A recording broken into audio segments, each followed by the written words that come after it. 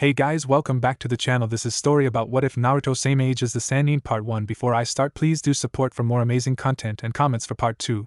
Do consider to subscribe my channel and share my video to your friends and check out the description as well. Let's start the video. Scarred Battlefield. End of Fourth Shinobi World War, Daoji Nikai Taisen. Standing in the middle of this battlefield off the southern coast of Fire Country is a lone man. The man in question stands at 5 feet 8 inches, with a fit and lithe frame, whose very stance screams dangerous. He has spiky sun-kissed blonde hair. His eyes, which are usually a dark blue, are now purple with 3 concentric rings around the black pupil, and 3 tome-like markings on each of the first 2 rings. The Rinnegan. He also has 3 whisker-like marks on each of his cheeks. He is wearing a worn and tattered dark orange tracksuit, with black along the shoulders, zipper, and bottom of his jacket, and black lines down his pant legs. On his feet are black shinobi sandals. Under his jacket he wears mesh armor, and around his forehead is a headband with a leaf symbol.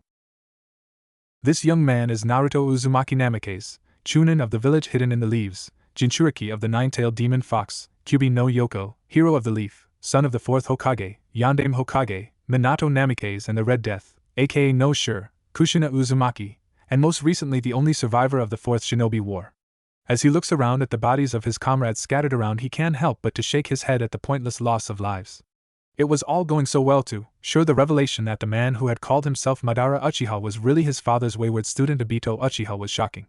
Yes, the army of dead shinobi in Kunoichi was freaky and difficult to deal with, but they managed to seal most of them away, and even stop the caster of the impure world reincarnation, Edo Tensei. No surprise it was Kabuto. No, where things had started to go downhill is when the real Madara Uchiha managed to keep himself from being sent back to his death by the ending of the reincarnation technique. After that, all hell broke loose. The man who had once been considered to be on the level of a god just like his rival the first Hokage, Shodai Hokage, had proceeded to lay waste to the 5 Kage, Gakage, leaving them all on the edge of death. Then he had joined Obito in his fight against Naruto himself and the only other Jinchuriki yet to have his tailed beast extracted from him, Killer Bee, who held the 8-tailed ox octopus, Hachibi Ashioni. Very soon, however, they were overwhelmed and both tailed beasts were extracted from them to complete the 10 tails, Jubi.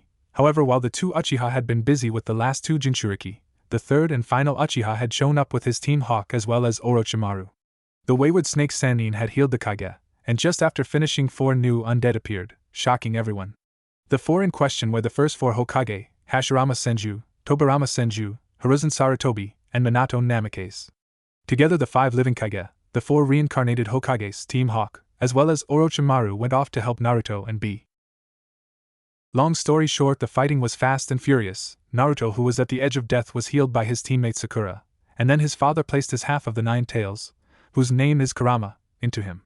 After that, Naruto, Sasuke, and Sakura joined together as Team 7 again to fight the 2 Uchiha, and the battle went well. Naruto managed to convince Obito to turn against Madara, but the ancient Uchiha controlled the other man to use his Rinnegan to bring himself back to life.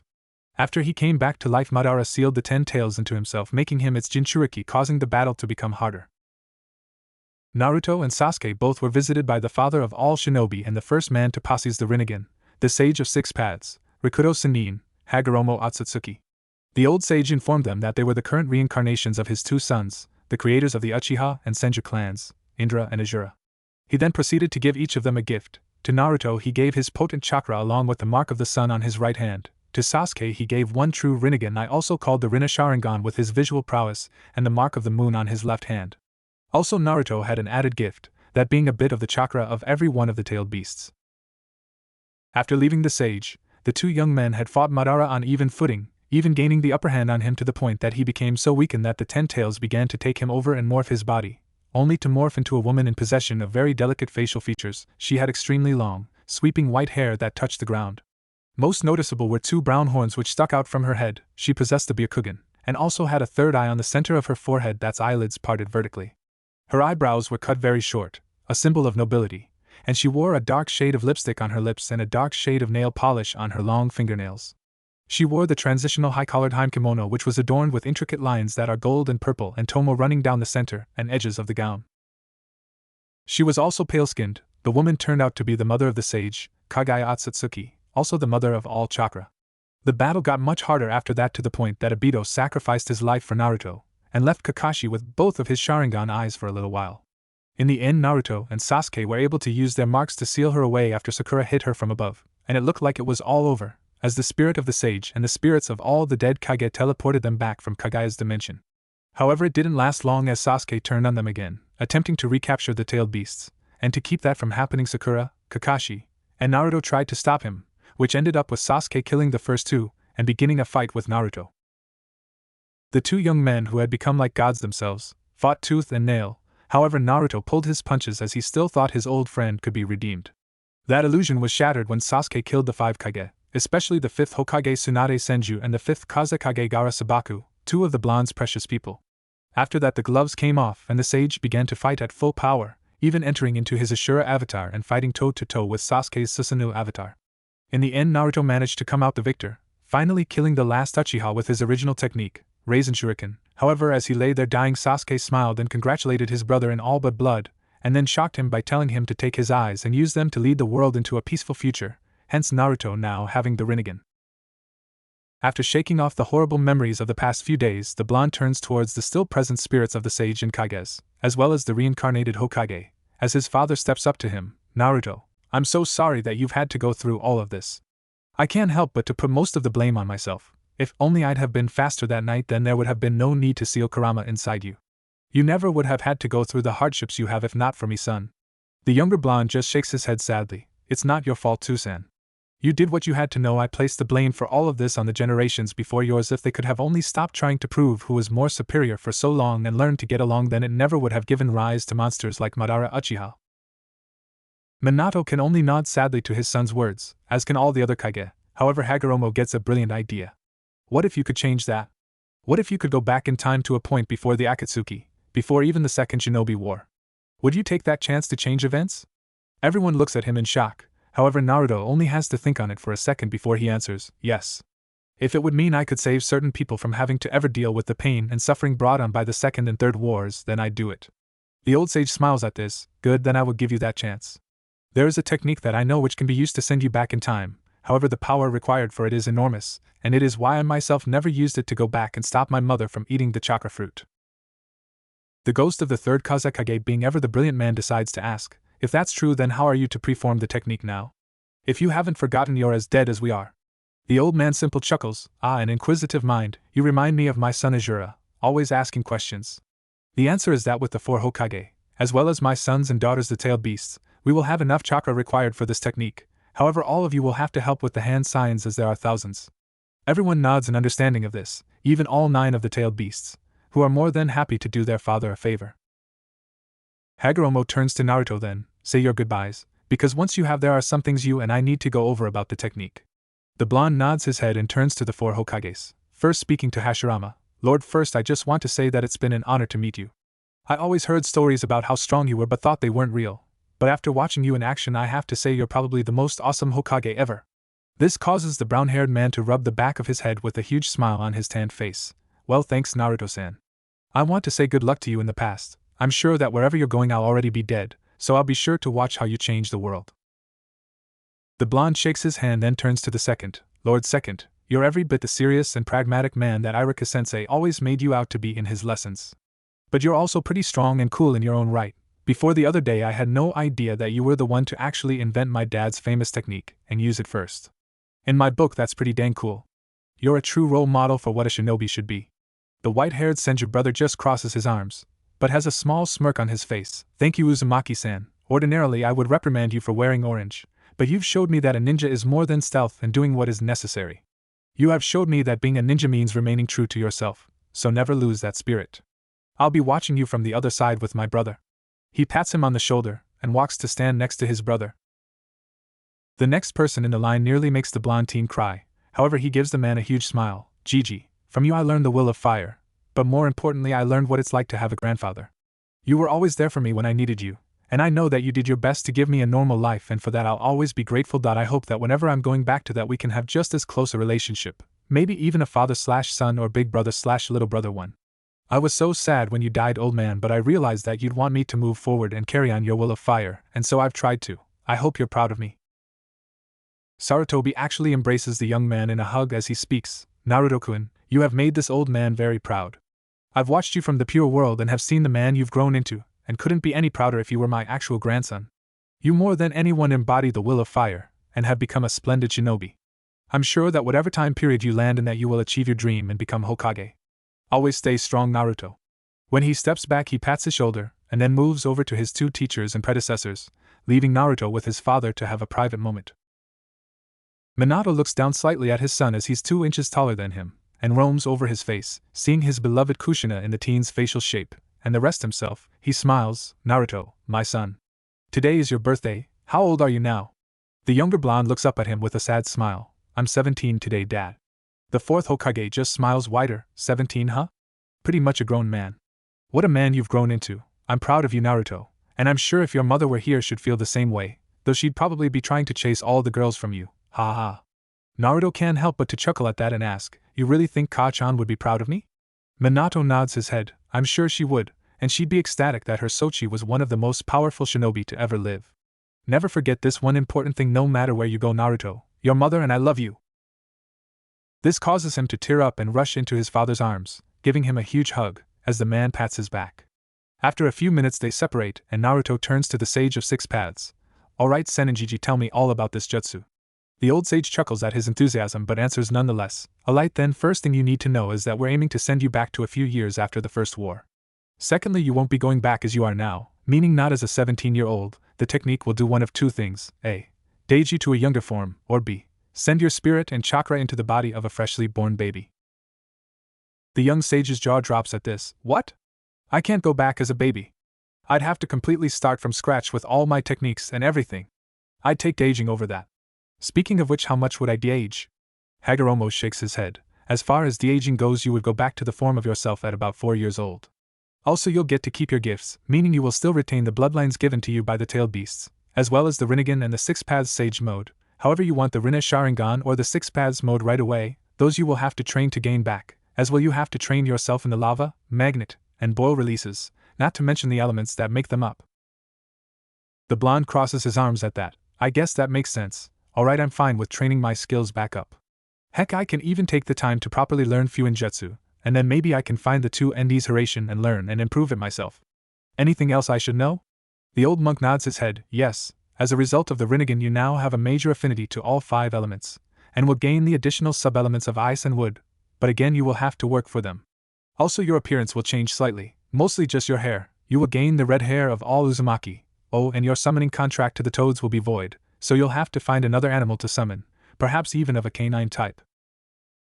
Naruto's face brightens slightly at the mention of gaining the wood release and his first real friend Haku's ice release, and even smiles brightly at the fact that he's going to have his mother's pretty red hair finally, but frowns at losing the toads, completely missing the hint of what animal he should gain a contract with instead. After a few moments takes a breath. Okay, I understand. Well, let's get this show on the road. Six Paths GG.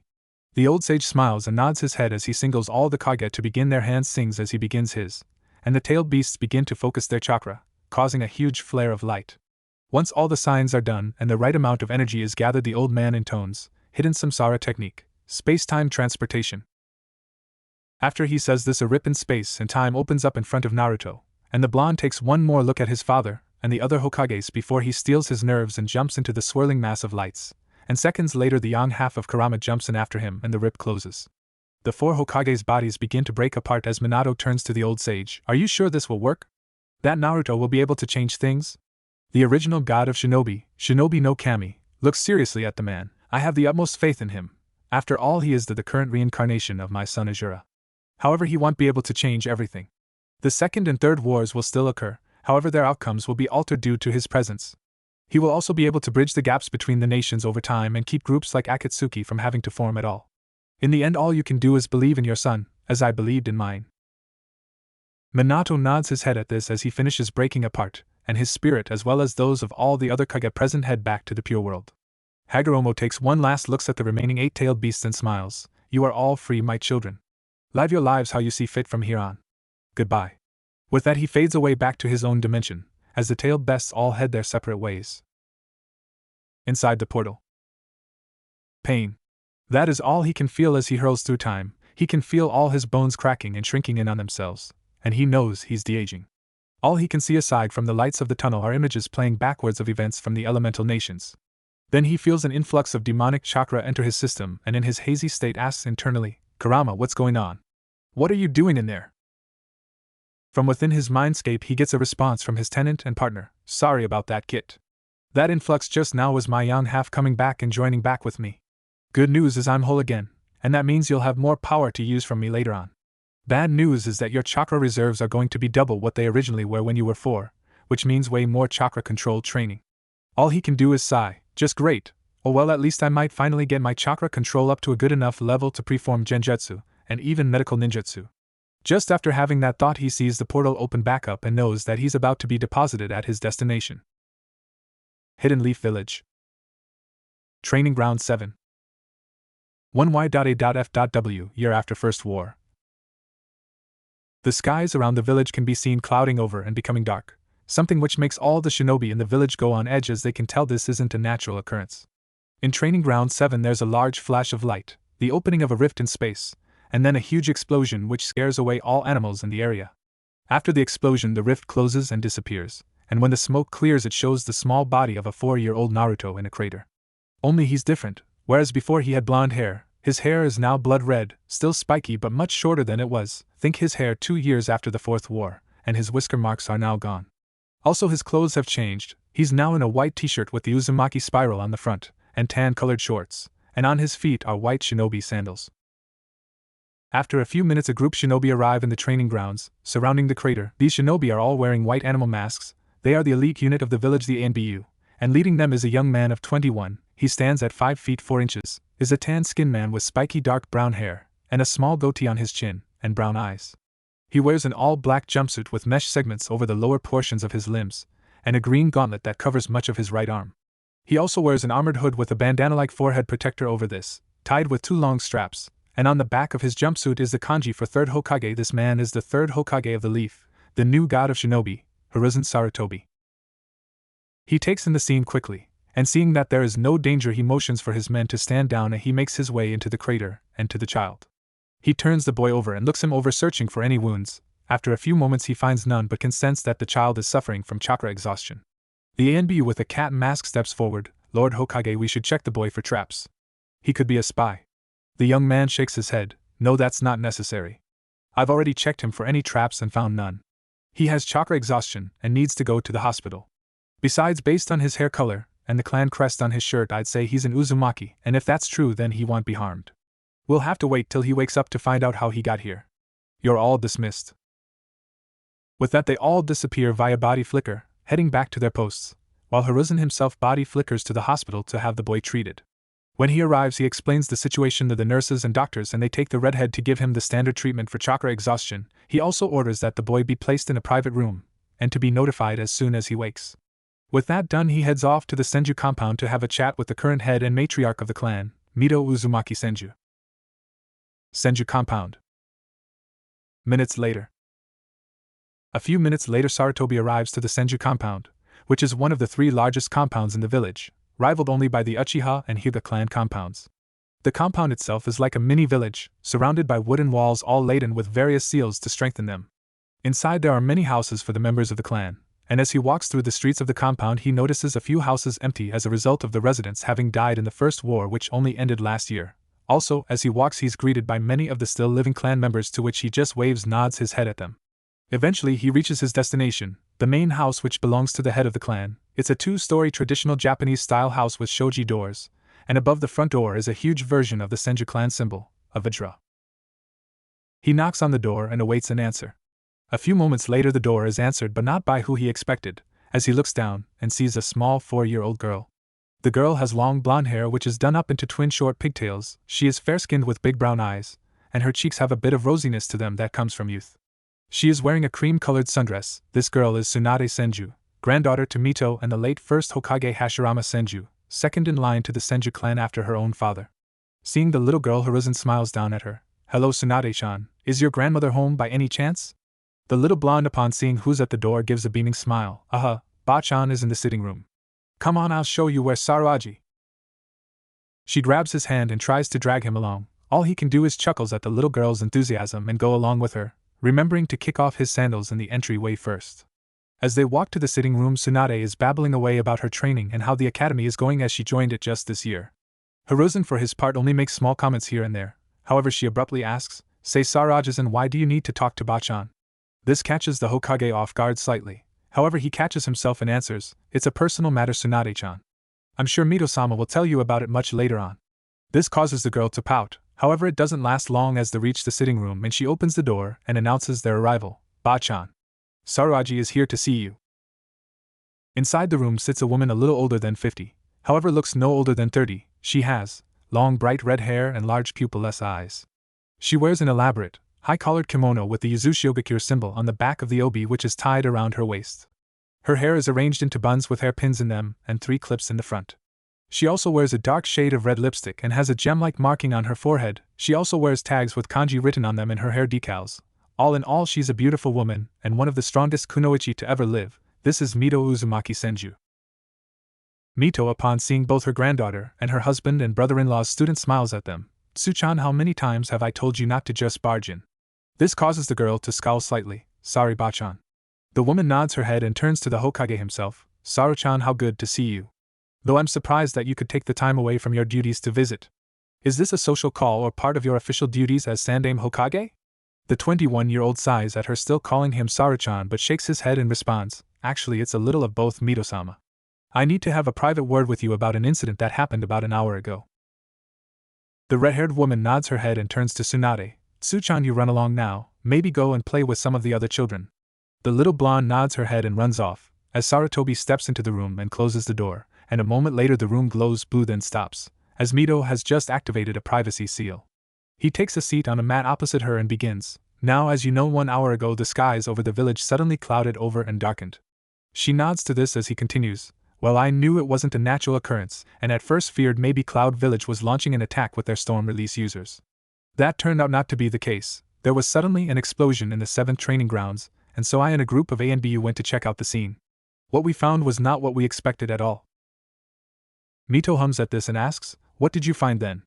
The younger man sighs as he answers, "We found a crater, obviously created by the explosion. However, inside the crater wasn't an enemy Nin, but a child." This shocks the redhead as her eyes widen slightly. "A child? How old?"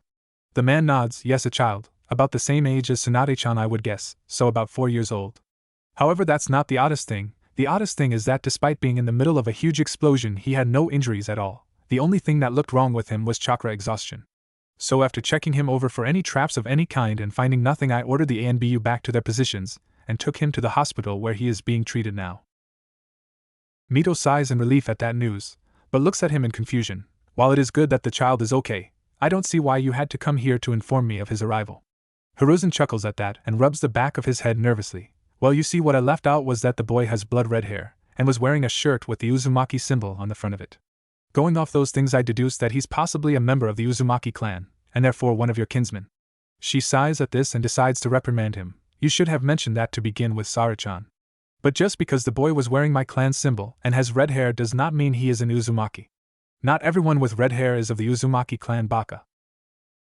The 21-year-old nods at her point. "True, but there's an easy way to find out if he is in fact an Uzumaki. First is to wait till he awakes and ask him, and second is to see just how large his chakra pool is when it's fully restored." Mito nods her head at this, and the two then begin to talk about other things. However, when the conversation moves to his love life, he decides that it's time to go and heads back to the front door. Just after he puts on his sandals, the door opens and in walks a man. This man is taller than himself, standing at 5 feet 10 inches, with straight dark brown hair and brown eyes, and tan skin like himself. This man is Itama Senju, the son of Mito and Hashirama, father of Tsunade, and heir to the Senju clan, named for one of his father's brothers who died during the clan wars. Itama, upon seeing him, smiles. "Hiruzen, good to see you. Are you leaving?" Sarutobi smiles at his slightly older friend. "Yes, afraid so. I've been visiting with your mother, but now I have to get back to my arch-enemy paperwork." This causes Itama to chuckle and pat him on the shoulder. "I don't envy you being Hokage, my friend. Well, see you around, try to come back sometime and we'll spar." The younger man smiles at his friend and nods his head, as the man takes off his sandals and heads into the house, while he himself body flickers away back to the Hokage tower. Leaf Hospital. 2 days later. Naruto groans as he begins to wake up. The first thing that hits his senses is the smell of disinfectant and bleach, and he knows right away where he's at. Great, I'm in the hospital, the one place I hate the most. Wonder how long I've been out. A moment later he opens his eyes to see the white ceiling of the hospital, confirming his thoughts, as he lifts his right arm up to look at it, and sees how small it is, meaning the old sage's jutsu worked. A few seconds later, a nurse walks in to check his vitals and seeing him awake smiles. Ah, you're awake, little one. How are you feeling? He looks at the woman for a moment and answers, I feel okay, I guess. How long have I been out, Nurse-san? The woman giggles at this and responds, my name is Nanace, little one. You've been here 2 days recovering from chakra exhaustion. Now lay still while I check up on your condition. He nods his head as she does some hand signs and checks his vitals and sees how his chakra pools are doing. However, when she does, her eyes widen, as he has more chakra than most Chunin. She quickly gets over her shock and stops running her diagnostics. Well, everything seems to be good, and might I say you have some impressive chakra levels for a 4-year-old. He blushes a little at this, thank you. So can I get out of here now? She shakes her head at his question, I'm afraid not. You'll have to stay here a while longer. We have to inform Hokage-sama that you've awakened and I'm sure he'll have some questions for you. So until then, just rest up and we'll bring you some breakfast. With that, she turns and walks out the door to inform the Chunin guarding his room to summon the Hokage. After a few minutes, she returns with a tray of hospital breakfast for him, which he begrudgingly eats even though it tastes like crap. While he's eating his breakfast, Sarutobi walks in, and when Naruto sees him, his eyes widen slightly, as he recognizes the man, but didn't think he'd be coming back to when he was so young. He quickly covers up his surprise as the third Hokage comes over and sits at his bedside. Well, young man, it's good to see you're awake. You were in quite a state when we found you. The nurse tells me your chakra pools are fully restored and that you can leave here today after a few shots. The redhead nods at this, even though he makes a face to the thought of shots. However, Sarutobi continues on, now I have a few questions for you. First off, can you tell me your name? The boy thinks on it a second and then decides to go with his actual name and answers, my name is Naruto Uzumaki. Who are you, mister? The man chuckles at this, my name is Hiruzen Sarutobi, and I'm the third Hokage. It's nice to meet you, Naruto-kun. Now can you tell me how you ended up here in the leaf? The redhead starts to panic internally, trying to come up with a believable story. However, he suddenly gets a great backstory and gets a sad look on his face. He starts his story. I'm not sure how I got here, Lord Hokage. All my life I've lived with my parents in the land of waves, Nami no Kuni. But recently they died, attacked by bandits, and I was orphaned. They always said we came from a proud lineage but never elaborated, though they did say that if I was ever in trouble I could go to the Hidden Leaf Village, and I plan to in a few years. But when I was going through some of my Tuchan stuff I found the seal and it activated, and then after that it's a blank. Next thing I know I'm waking up here. Sarutobi listens intently, and thinks over the boy's story, and notices a few inconsistencies, but decides not to call him on them. I see. Well, Naruto-kun, it seems you may have stumbled on an experimental seal meant for teleportation. You're lucky that it didn't kill you and all you ended with was chakra exhaustion. Now your parents were right when they said you come from a proud lineage. You are a member of the Uzumaki clan of the Land of Whirlpools. The Uzumaki clan is well known for their incredible pools of chakra, their longevity, and their skills in Fuinjutsu as well as Kenjutsu. He sees Naruto's eyes light up at this as he continues on. Also, the Uzumaki clan is the cousin clan to one of the founding clans of the Leaf, the Senju. As a matter of fact, the current head of the Senju clan is a woman named Mito Uzumaki Senju, and I'm sure that she would love to take you in, being that you're clansman. She also has a granddaughter your age that I'm sure you'll get along with. Naruto smiles and nods at this in response. Good, then after your shots I'll take you to meet with Mito-sama. The redhead gets confused at this and asks, why do you call her Mito-sama? Aren't you the leader of the village? Hiruzen chuckles at this. Ha ha ha, yes I am, but Mito-sama is the widow of the first Hokage, and holds a high position within the village. That is why everyone gives her the proper respect and calls her Mito-sama, all except her immediate family, that is. Naruto nods at this as he finishes his food, and Sarutobi stands up and motions for the doctor and nurse to come in and give him his shots and whatnot. While they're giving him his shots, they also take some blood to run tests on. When it's all done, everyone walks out of the room so he can change back into his clothes. When he's done with that, Sarutobi signs him out of the hospital and leads him to the Senju compound. Senju main house. After walking through the village together and talking a little more, they eventually reach the Senju compound. Naruto's first reaction to the sight of it is to have his jaw drop at just how large it is. However, that's nothing to his reaction to the main house. This is where I'm gonna be living. It's a mansion. Sarutobi chuckles at this. You're not wrong. However, what you should know is that the first Hokage himself built this house using his bloodline, the wood release, Mokuton.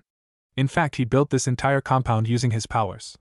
Then Mito-sama went around and applied strengthening seals to each of the homes and the walls, which make the wooden constructs as strong as steel. I'm sure that she will be teaching you how to do such things in the future.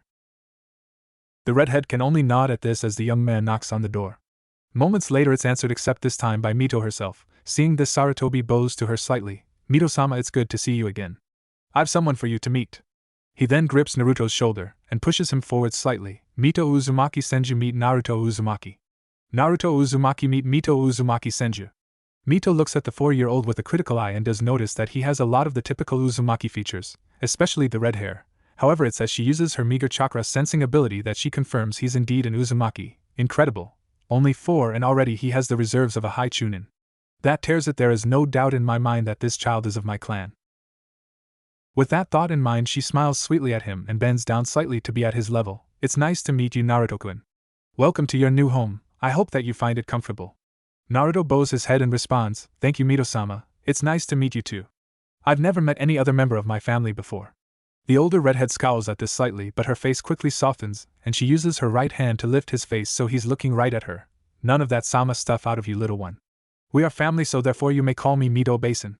Now come inside so that you can meet the rest of the family. Sarachan, thank you for bringing him. If you wouldn't mind filling out the paperwork to have him entered into the academy for me, that would be appreciated. She proceeds to bring Naruto inside and shuts the door before the Hokage has a chance to answer, as he stands there blinking in shock. What the? Sigh, I guess I have no choice but to comply. I swear I should have just let Danzo have the Hokage seat and let him deal with all the paperwork. On second thought, it's better that I'm Hokage and he's an ANBU captain. He'd have us still at war. He then shakes his head and disappears in a leaf body flicker. Inside the house, Mito leads little Naruto towards the family room where her son, daughter-in-law and granddaughter are sitting. As they walk, she tells him all about the history between the Senju and Uzumaki clans, regaling him with the story of how her father secured the alliance between the cousin clans with her marriage to Hashirama, and how they came to love each other in time. Eventually they reach the family room and enter as everyone looks curiously at the little redhead. Sitting with Itama and Tsunade is another woman. She has long blonde hair with 2 bangs that perfectly frame her face. She has fair skin and green eyes, with a buxom figure. This woman is Amaya Senju. The 3 look curiously at the matriarch as Itama asks, Ka-chan, who's the kid? Mito smiles and places a hand on the boy's shoulder. This Itama-chan is Naruto Uzumaki. He is 4 years old and an orphan, and as he is a member of my clan, I have volunteered to take him in and raise him. Naruto-kun, this is my immediate family. The man is my only son and next head of the Senju clan, Itama.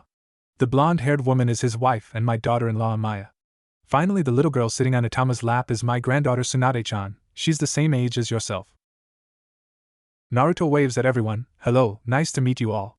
Tsunade gets down off her father's lap and walks straight up to the redhead, inspects him closely, which kind of freaks him out, but only because there's a miniature version of his mother figure staring him in the face. After a few moments she backs off, smiles and puts out her hand. Nice to meet you, Naruto-san. Wanna be friends? The redhead blinks at this, but smiles nonetheless and takes her hand, shaking it, and responds, Yeah, sure, Tsunade-san, I'd like that. With that she drags him over to the couch and the little group get to know each other better for the rest of the day, eating a small family dinner, and then retire for the night.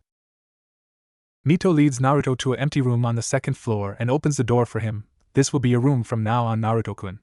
I know that you just lost your parents recently, but I hope in time that you will come to view us as your family, and this house as your home. Tomorrow morning after breakfast we will go out into the village to get you some more clothes, as well as supplies for the academy. Rest well, little one, good night. Naruto for his part nods his head and responds, Thank you, Mito-oba, I'm really grateful for all this. Good night. She smiles at his as he heads inside the room and closes the door behind him. He proceeds to head over to the bed and lay down, then he closes his eye, and when he reopens them he finds himself in the familiar space of his mindscape. When he looks down at the water he sees his 17-year-old self reflected back except with his new red hair and minus the whiskers. Then he looks up at the towering form of Kurama, well-we-made partner. I've gotta say it was a shock seeing Sarutobi that young, but even more shocking to see Bachan as a little girl. The giant fox just snorts at that. Tell me about it, kid. I'd estimate that we're back about 15 years before the Second Shinobi War. Starting tomorrow you're going to have to haul ass and start training to get back in shape and get a leg up on becoming strong enough to stop things from going pear-shaped. Also, don't draw on my chakra when you're around any leaf ninja. It will only end badly, seeing as in this time I'm sealed inside of Mito. Naruto nods to that and yaws. Alright, well, I'm going to actually go to sleep. Talk to you another time, Kurama. With that he disappears from his mind, getting his rest for the days ahead. Senju main house. 5 a.m. next day. Our red-haired hero awakens with the sun. As he sits up in his bed he proceeds to rub the sleep from his eyes. Then he stretches his arms over his head as he releases a yawn. After that's done he hops out of bed, his feet hitting the cold wooden floor softly as he goes over to the window and looks outside to see the sun just barely in the sky, and smiles. Alright, time to get to work on getting my skills back up to scratch. Later on I have to go shopping with Mitooba, so I think I'll just spam clones to work on Shuriken Jutsu and chakra control. I myself will do physical exercises, have to see if Mitooba will buy me some wrist and ankle weights to help make my body stronger and faster. With that in mind, he exits his room as quietly as he possibly can, careful to wake anyone, and heads downstairs. Once he is sure he hasn't woken anyone, he makes his way to the front door, puts on his sandals and heads out the door quietly, quickly making his way out of the Senju compound. As he's walking through the village, he's thinking of where he can go to train in private, where no one will see or hear him, when it suddenly comes to him, the Forest of Death. So with his training ground chosen, he heads to the 44th Training Grounds A.K.A. The Forest of Death. After 20 minuets of walking, he reaches the Forest of Death, which is a training ground made up of hundreds of tall trees, and is surrounded on all sides by a tall fence with multiple gates. Naruto proceeds to put his hands in the ram sign and focus chakra to his legs, and when he feels he has enough, he takes a huge leap and completely clears the top of the fence and lands inside the forest. He proceeds to run deeper inside till he finds a clearing with a river running through it. Okay, this will do nicely. Time to do this. He puts his fingers in a cross-shaped sign and calls out Multi-Shadow Clone Jutsu, Tajukage Bushin no Jutsu. In a puff of smoke, 50 clones appear, all looking identical to their creator, who clicks his tongue at the number but shakes it off and proceeds to give out orders. Alright, listen up. I want you guys to split up into 2 groups of 25. The first group will work on chakra control, start with leaf balancing. I don't want to go through life this time with sucky chakra control. Group 2, you're working on Shuriken Jutsu. Since we have no shuriken or kunai to work with yet, use rocks and sharpened sticks. The clones all nod and salute at this and separate into 2 groups as ordered to go off and do what they're supposed to do. Naruto meanwhile decides to start his exercises, starting off with some stretching to loosen up the muscles, then after that he starts off with 20 laps around the clearing. He finishes his last lap 25 minutes after he back and is only mildly out of breath, so he decides to take a 5-minute breather. He goes over to the stream and takes a handful of water from it and drinks it down. After his break he gets back to work, proceeding to do 50 push-ups, 50 sit-ups, 50 squats, 50 jumping jacks, and lastly 50 chin-ups using a low-hanging tree branch. When he finishes his workout he looks up at the sky and estimates the time to be around 7 a.m., so he decides now is a good time to head back to the Senju house and get a shower, have some breakfast, and get ready for his day with Mito. Before he leaves he tells the clones to dispel in groups of 5 2 hours from now. Getting confirmation from the 2 groups of clones he proceeds to exit the Forest of Death and head back into the village proper. As he walks through on his way back to the Senju compound he notices that all the shops are now open or just opening, and he waves back to those who waved to him first. After another 15 minutes he gets back to the Senju compound, and as he walks through the streets every Senju clansman that sees him smiles and greets him kindly, to which he responds in kind. Senju main house. The redhead enters the house and takes off his shoes at the door, and proceeds to head towards the stairs. However, he hears a throat clear from the family room and turns to find Mito standing there with her arms crossed over her chest. Where have you been, young man? Naruto chuckles nervously but answers, I went out to train. My Tuchan started training me to be a ninja before he died, and he said that no matter what happened I should stick to my daily training. So I got up at 5 a.m. and headed out to find a good training spot. Once I found a good spot I started with some stretches, then did some laps around the training ground, then did 50 sit-ups, push-ups, jumping jacks, squats, and chin-ups. Then I worked on my shuriken and kunai throwing for a bit, and then finished off with chakra control. Mito's eyes widen at this news, though she is slightly surprised that he's doing such intensive physical training at 4 years old. Even Tsunade, who's been having physical training from herself, Amaya, and even Atama here and there since she was 3 only does 20 of every exercise, and has yet to work on chakra control. She quickly shakes it off and scowls. That's all good, Naruto-kun. However, you didn't have to leave the compound to train. We have a training ground behind the house. From this point on you will use those training grounds. I don't want to wake up to find you missing from the house and the compound ever again. I thought that you had run away. Naruto's eyes widen at this as he steps off the stairs and walks over and hugs the older redhead, shocking her. I'm sorry, Mitooba, I didn't mean to cause you any fear or hurt. I promise from now on I'll use the training grounds out back for my morning training. Please forgive me. Mito just smiles kindly and wraps him in a hug. You are forgiven, Naruto-kun. Now march upstairs and take a shower, you stink. I'll have some fresh clothes placed on your bed for you, and when you're dressed come on down to the dining for breakfast. The younger redhead smiles and nods his head, rushing upstairs to get freshened up. 20 minutes later finds Naruto entering the dining room wearing different clothes.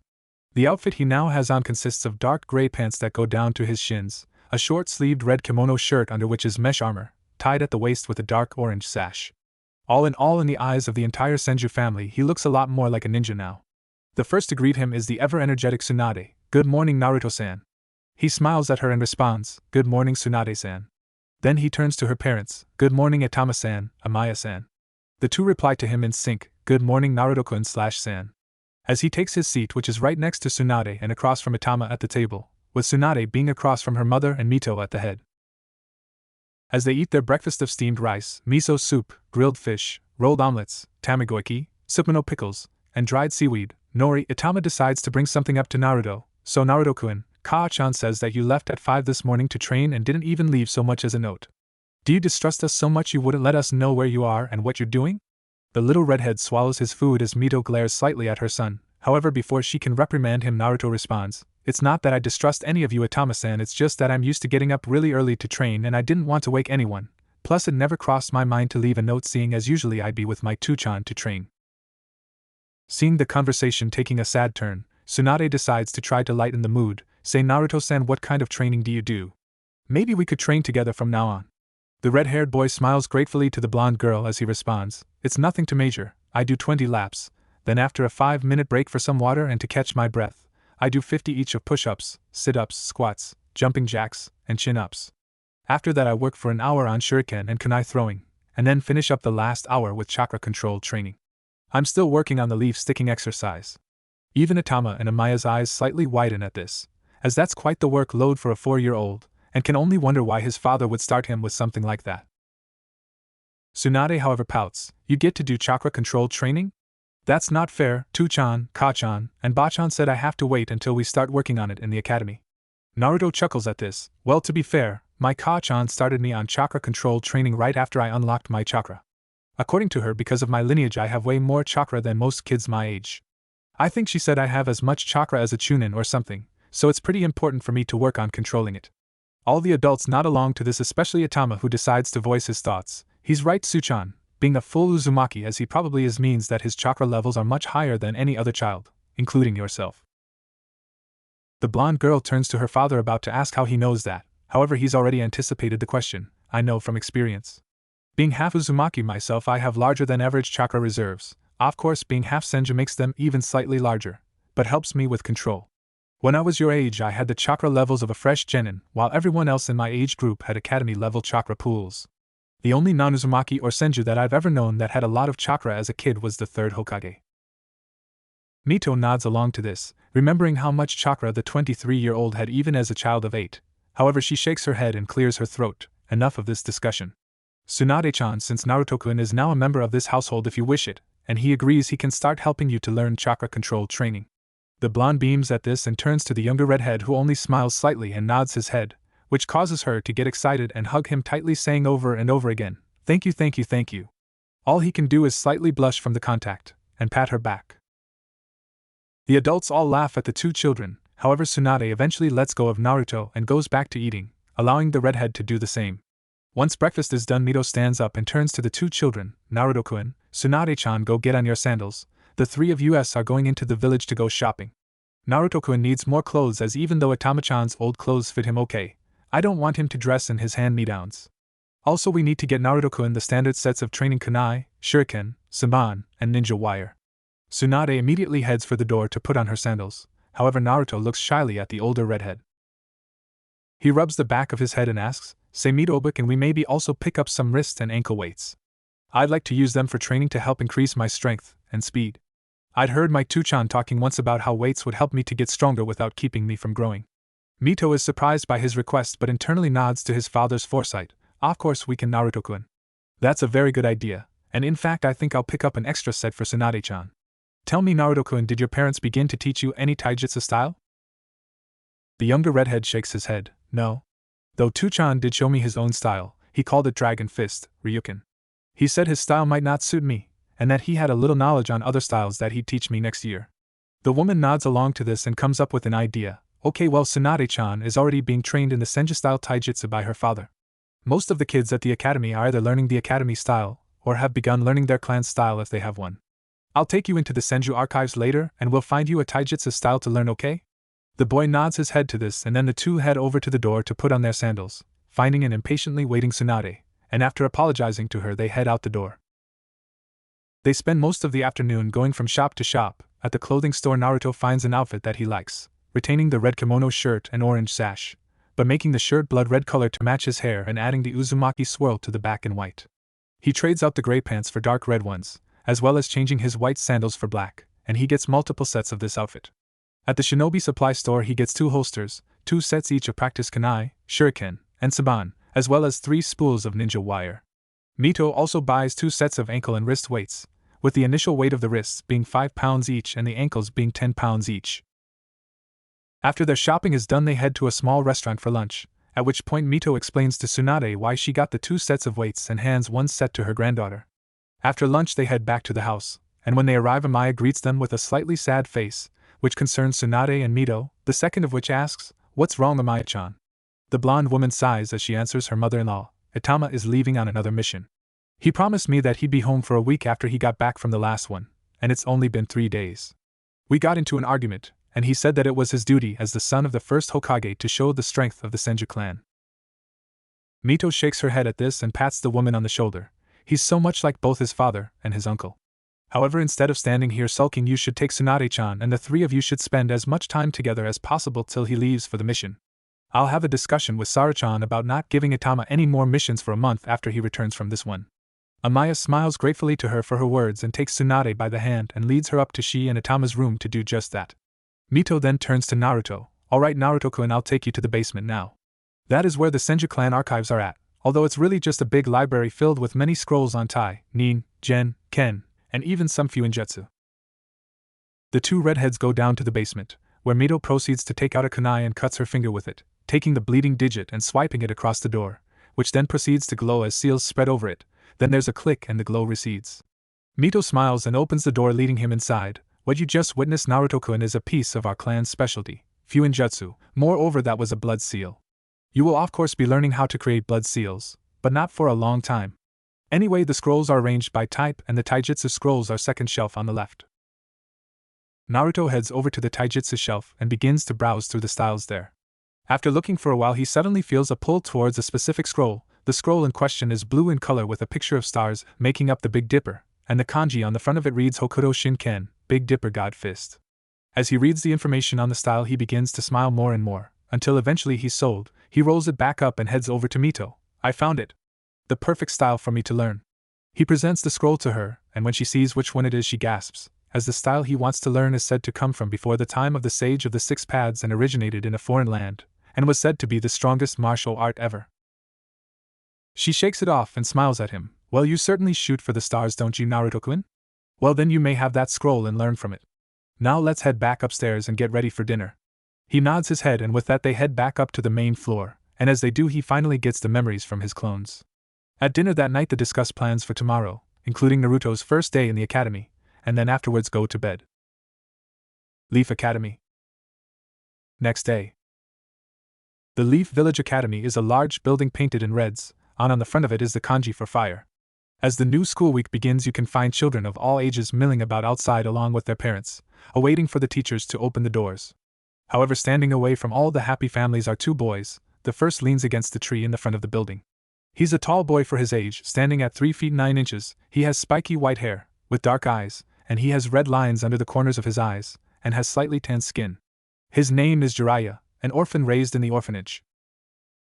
The second boy is leaning against the side of the building. He is normal height for a boy his age, standing 3 feet 6 inches, has long, straight black hair which goes down to the middle of his back. He has pale skin and slightly delicate features. However, the most striking thing about him are his eyes. They are a golden color with slits for the pupils, and around the eyes is what appears to be purple makeup which extends part way to either side of his nose. His name is Orochimaru Hibi, who was recently orphaned when his parents died during a mission. Suddenly the 2 boys' attention is taken by the fact that everyone becomes silent and stares in one direction. When they look that way they see why. The Senju family have appeared. However, this time they have an extra person, a boy with short, spiky red hair and blue eyes, with slightly tanned skin, wearing an all-dark red outfit.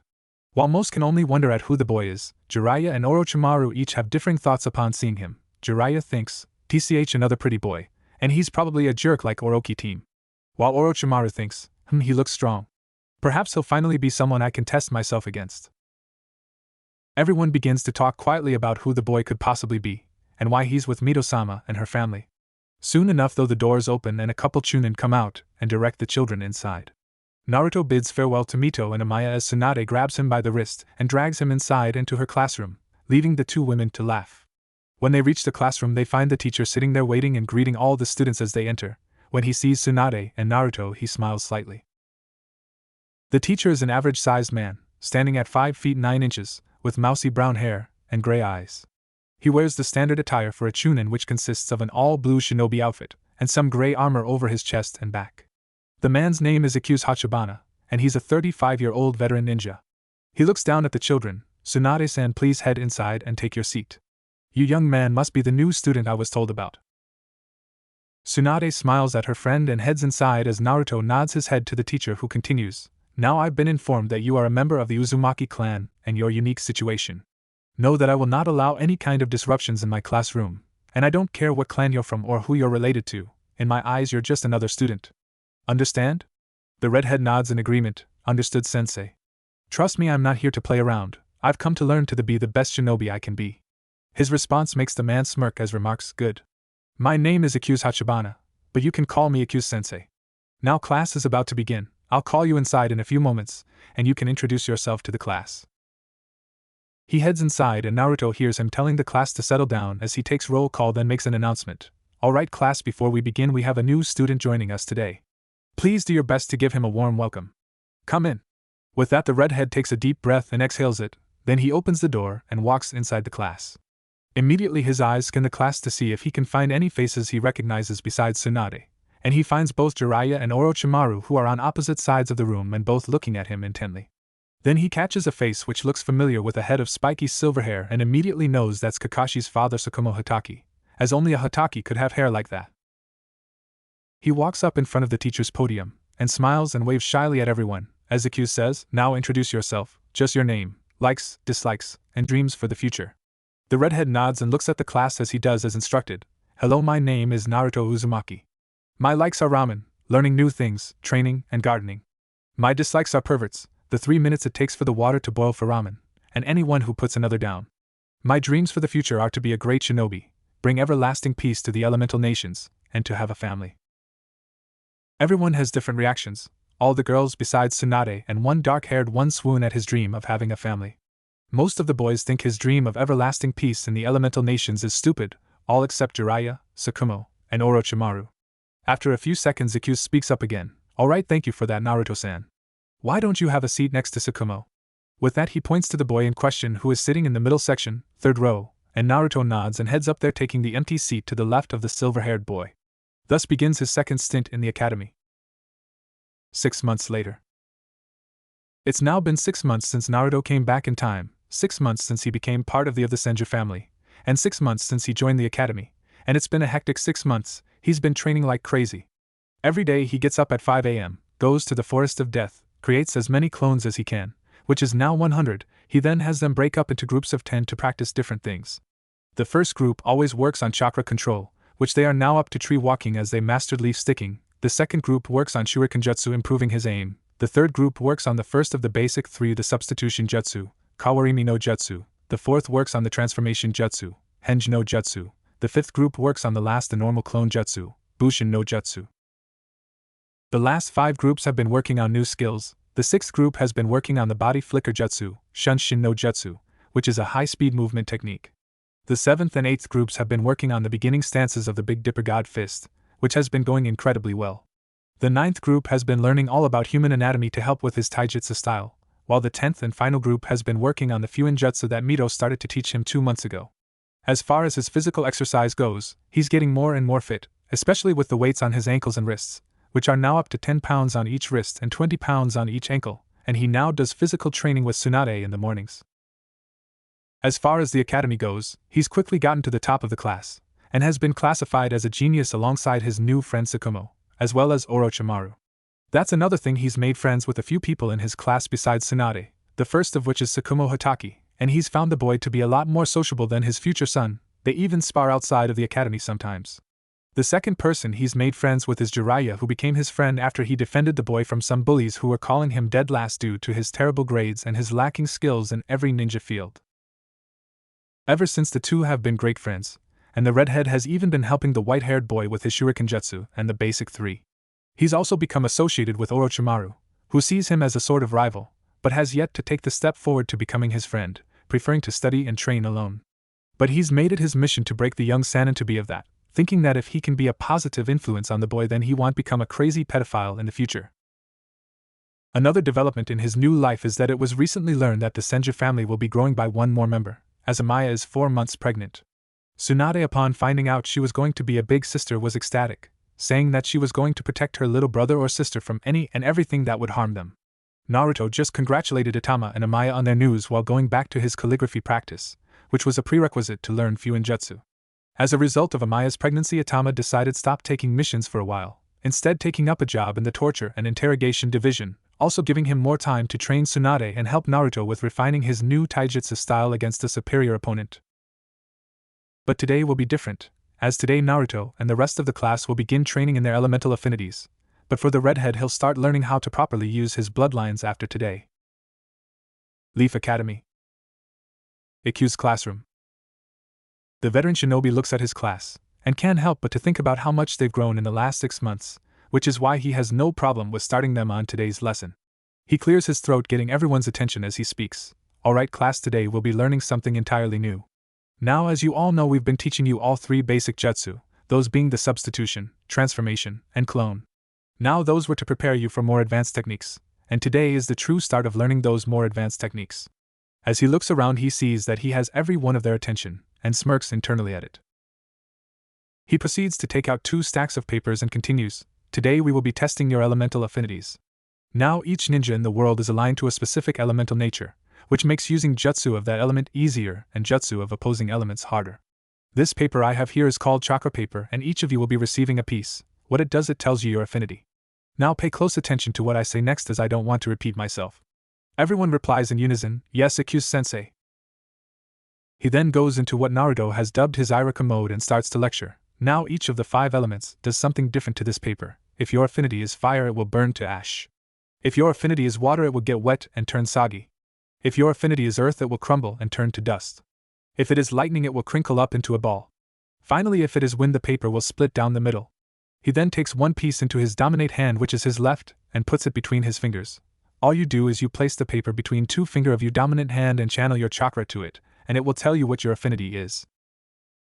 After saying this, he does just that, and the paper burns down to ash, showing that he has a fire affinity, which causes all the now 5-year-olds to stare in awe, before they start to talk excitedly about what their affinities could be. He stomps on the floor to get them quiet. Alright, when I call your name, come up here, take a piece of paper and channel your chakra. At that point he begins to call names, and Naruto doesn't really pay any attention to most of them, as most of them get either fire, water, or earth. However, he pays attention when his friends are called, first of which is Tsukumo Hataki. The silver-haired boy walks down the aisle and up to the teacher. Taking his piece of chakra paper, he places it between the fingers of his right hand and applies his chakra, and surprisingly it crinkles up into a ball and emits sparks. Ikkyu whistles at this. Well, looks like we got our first special case. You have a lightning affinity, and from the looks of it, a strong one. Congrats, Tsukumo-san. Tsukumo nods gratefully to the man and heads back to his seat with a smile on his face.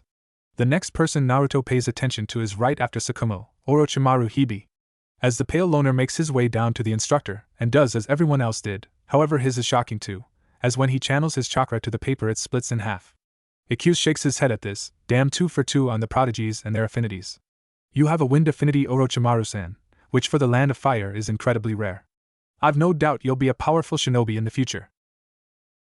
Orochimaru smirks at this as he heads back to his seat, and Naruto once again tones out Ikkyu-sensei, that is until he hears another friendly name called Jiraiya no Name. He watches as the white-haired boy scowls at the addition of no name to his first name, but still heads up to the teacher to take his paper. When he does, his paper burns to ash, showing he has a fire affinity, and after tossing away the remaining ash he heads back to his seat. A few minutes later he hears Tsunade's name called and pays close attention to see what her elemental affinity is. The blonde-haired girl excitedly takes the paper, hoping to have the same 2 main affinities of her grandfather, water and earth, so that she might also have inherited his wood-release bloodline. However, she is disappointed when the paper in her hand crinkles up into a ball, indicating her main affinity is to lightning. She scowls at the paper and tosses it in the trash as she turns on her heels and head back to her desk, pouting. After that, Naruto just tunes out the names again, thinking about the basic storage seal he was taught by Mito and how to improve it. He just barely manages to tune back in when he hears the name Izumi Uchiha, seeing as Uchiha comes before Uzumaki. The girl in question has the usual black hair and onyx eyes of the Uchiha clan, however her hair goes down to her mid-back, and she has a kinder looks to her face than most Uchiha. Izumi takes the chakra paper and channels her chakra, and unsurprisingly she gets a fire affinity, seeing as most Uchiha have it, though she seems disappointed she does. Maybe she was expecting a different result. After she gets back to her seat he finally hears it, "Naruto Uzumaki, you're up." At this he smiles and hops out of his seat, making his way excitedly down to the front of the classroom. When he reaches the front he excitedly takes the paper and places it between the pointer and middle fingers of his right hand and channels his chakra. What happens next shocks everyone, even the usually stoic accused. His chakra paper cuts into 4 pieces and each piece does something different. One gets soggy, one burns to ash, and crumbles to dust, and the last crinkles up and emits sparks. Internally the redhead laughs at the faces everyone is making, however outside he tilts his head to the side confusedly and asks, "Did I do something wrong, sensei? What does this mean?" The man quickly coughs into his hand to regain his composure and answers, "No, you didn't do anything wrong, Naruto-san, it's just that I've never seen something like this before. What that means is that you have a main affinity to all 5 of the elements. You are without a doubt going to be a powerhouse when you're older. You can take your seat now." Naruto nods his head and heads back to his seat and chuckles at the unbelieving face his friend Tsukumo is making. After that, class goes by as normal, even though most are wondering how the redhead got an affinity to all 5 major elements. After the academy lets out, with the cues telling them that they'll all be given E-rank jutsu of their elements to learn for the next 6 months starting tomorrow, Naruto heads home with Tsunade. However, when they get to the house they find Mito waiting out front, but standing next to her is Hiruzen Sarutobi wearing his official Hokage robes and hat, which causes the redhead to tense up slightly. Tsunade however greets the adults with sourly, "Hey Bachan, Sarajizan." Noticing this, Mito looks concerned and asks, "What's wrong, Tsunade-chan? Why do you look so sad?" The little blonde pouts as she explains, "We had our elemental affinities tested today, and I have a lightning affinity." Blinking at this, the red-haired woman gives her granddaughter a confused look. "What's so bad about having a lightning affinity?" Tsunade sighs, "I wanted to have the same affinities as Hashijiji. I wanted to be able to use wood release like him, and prove that I'm worthy to carry on his legacy." Sarutobi kneels down and takes her by the shoulders at that. "Tsunade-chan, you don't have to have Hashirama-sensei's bloodline to continue his legacy. You are his legacy. You carry his blood and his will of fire. Never forget that, young lady." This makes her feel much better as she rushes inside, leaving the 2 adults with Naruto, who upon seeing their looks chuckles nervously. 1 year later. Forest of Death. It's now been a year since the revelation that Naruto has all 5 major elements. That day when he got home he had a conversation with Sarutobi and Mito, who were both wondering how he managed it. However, he stuck to his innocent act and told them he had no clue, and that he didn't know what elements his parents had as they had never used elemental jutsu in front of him before they died. Sarutobi then offered to allow him to graduate early so that he could get a jump on learning to harness his elements, and whatnot, but he declined, stating that he'd like to graduate with his friends, something with the 24-year-old understood. Over the last year Naruto and his friends have all gotten taller and stronger. It's now a 3-way tie between Naruto, Tsukumo, and Orochimaru for Rookie of the Year, while Jiraiya, despite Naruto's help, is still the dead last, although that's only because his taijutsu is abysmal, and he can't make a bushin to save his life. Tsunade is by far the strongest kunoichi in the class, and unknown to the redhead has begun to develop a crush for him due to his kind nature and drive to improve himself, also because of how he is with her baby brother. That's another thing. About 8 months ago Amaya gave birth to a healthy baby boy, with tufts of light brown hair and his mother's green eyes. They named him Nawaki Senju.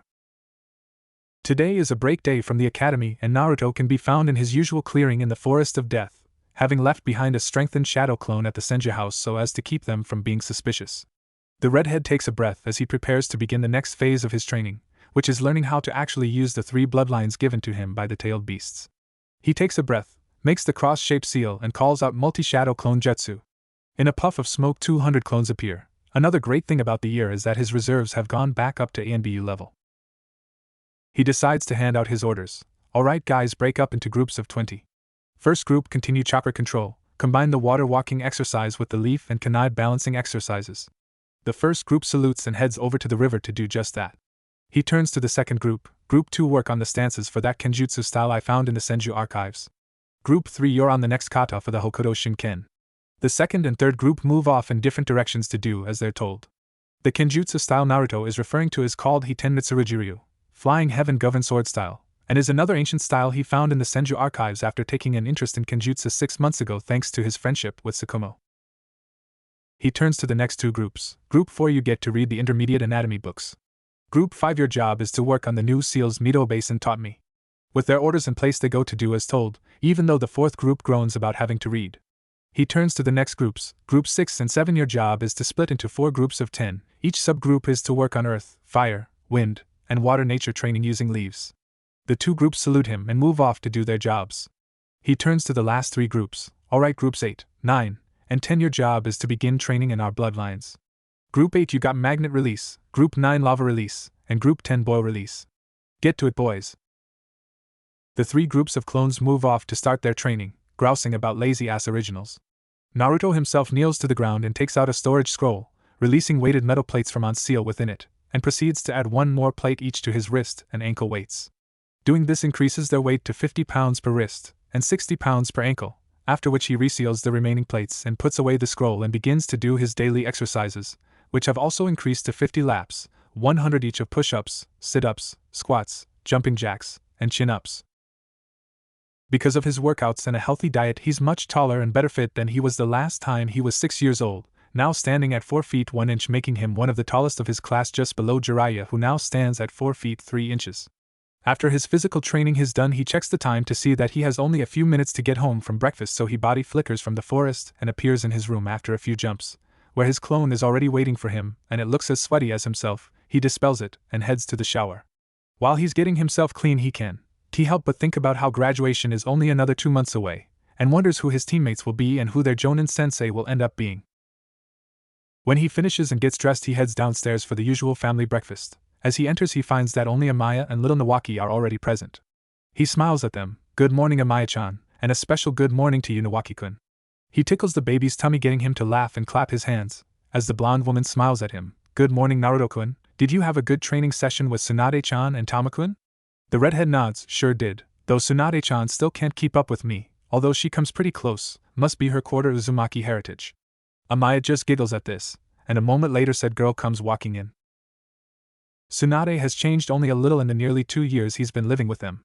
She's grown taller, standing now at 3 feet 9 inches, with a slender build for her age due to her training.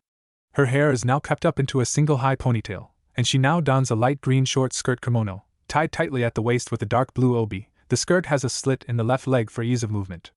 Also, you can see a hint of mesh underarmor over her chest. On her wrists and forearms is red arm warmers which covers her wrist weights. Her feet are bare right now, but she has bandages wrapped around her ankles and halfway up her shins which cover her ankle weights. All in all, he can definitely see hints of her future beauty in her features now. Seeing him staring at her, she blushes slightly, but decides to mess with him. See something you like, Naruto-kun? The redhead, realizing he was staring, blushes and shakes his head. Sorry, Tsunade-chan, I was just thinking how much you've grown since we became friends.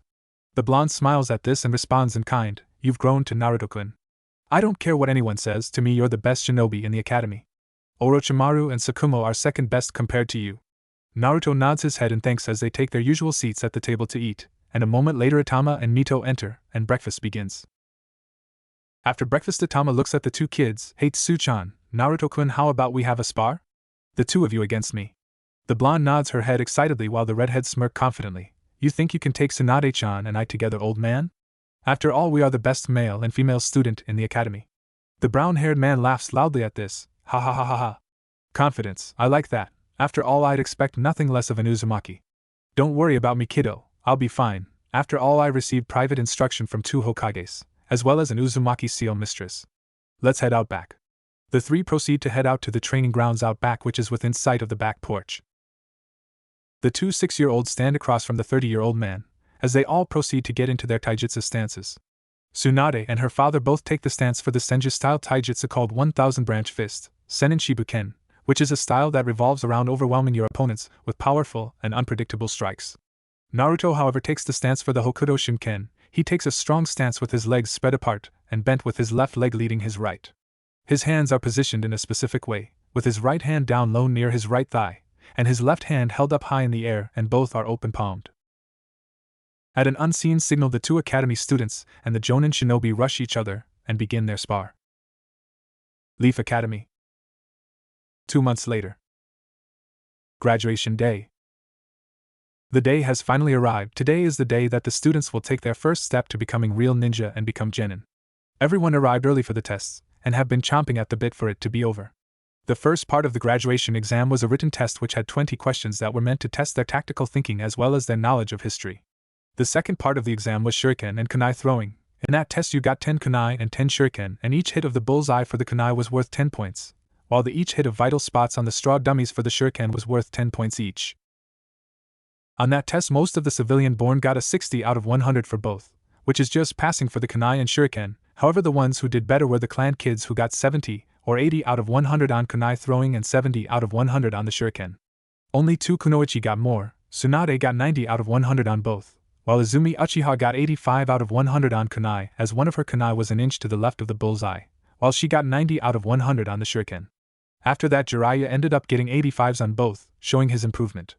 Then the 3 geniuses all got 100 out of 100 on both kunai and shuriken, although Naruto had to show off and throw all his kunai and shuriken at once, blindfolded. The third test was a taijutsu spar with a chunin.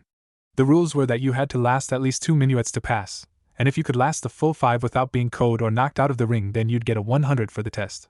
Most of the civilian-born kids just barely lasted the 2 minutes before being defeated. The clan children each lasted 3 minutes before being forced out of the ring or forfeiting. Tsunade went against Accuse himself and lasted 4 minuets and 25 seconds against him before he defeated her, while her rival Izumi lasted 4 minuets and 15 seconds against the Chunin Kunoichi.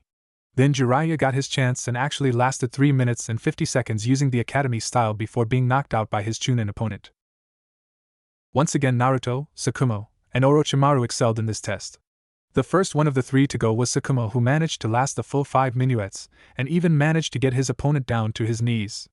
After Sakumo was Orochimaru, who also lasted the full 5 minuets and even managed to beat his opponent at the last second by forcing him out of the ring. Naruto was last as usual, and he unsurprisingly lasted the full 5 minuets against Accuse-sensei, but he used his Hokuto Shinken and hit the pressure points in the man's left arm, right leg, and spine to bring him make it so that he couldn't fight anymore until the damage was reversed. When it was over, the redhead reversed what he did on the teacher, gaining the man's gratitude, and was told that his style was going to be dangerous when perfected. Now they were waiting on the final test, which is the ninjutsu portion.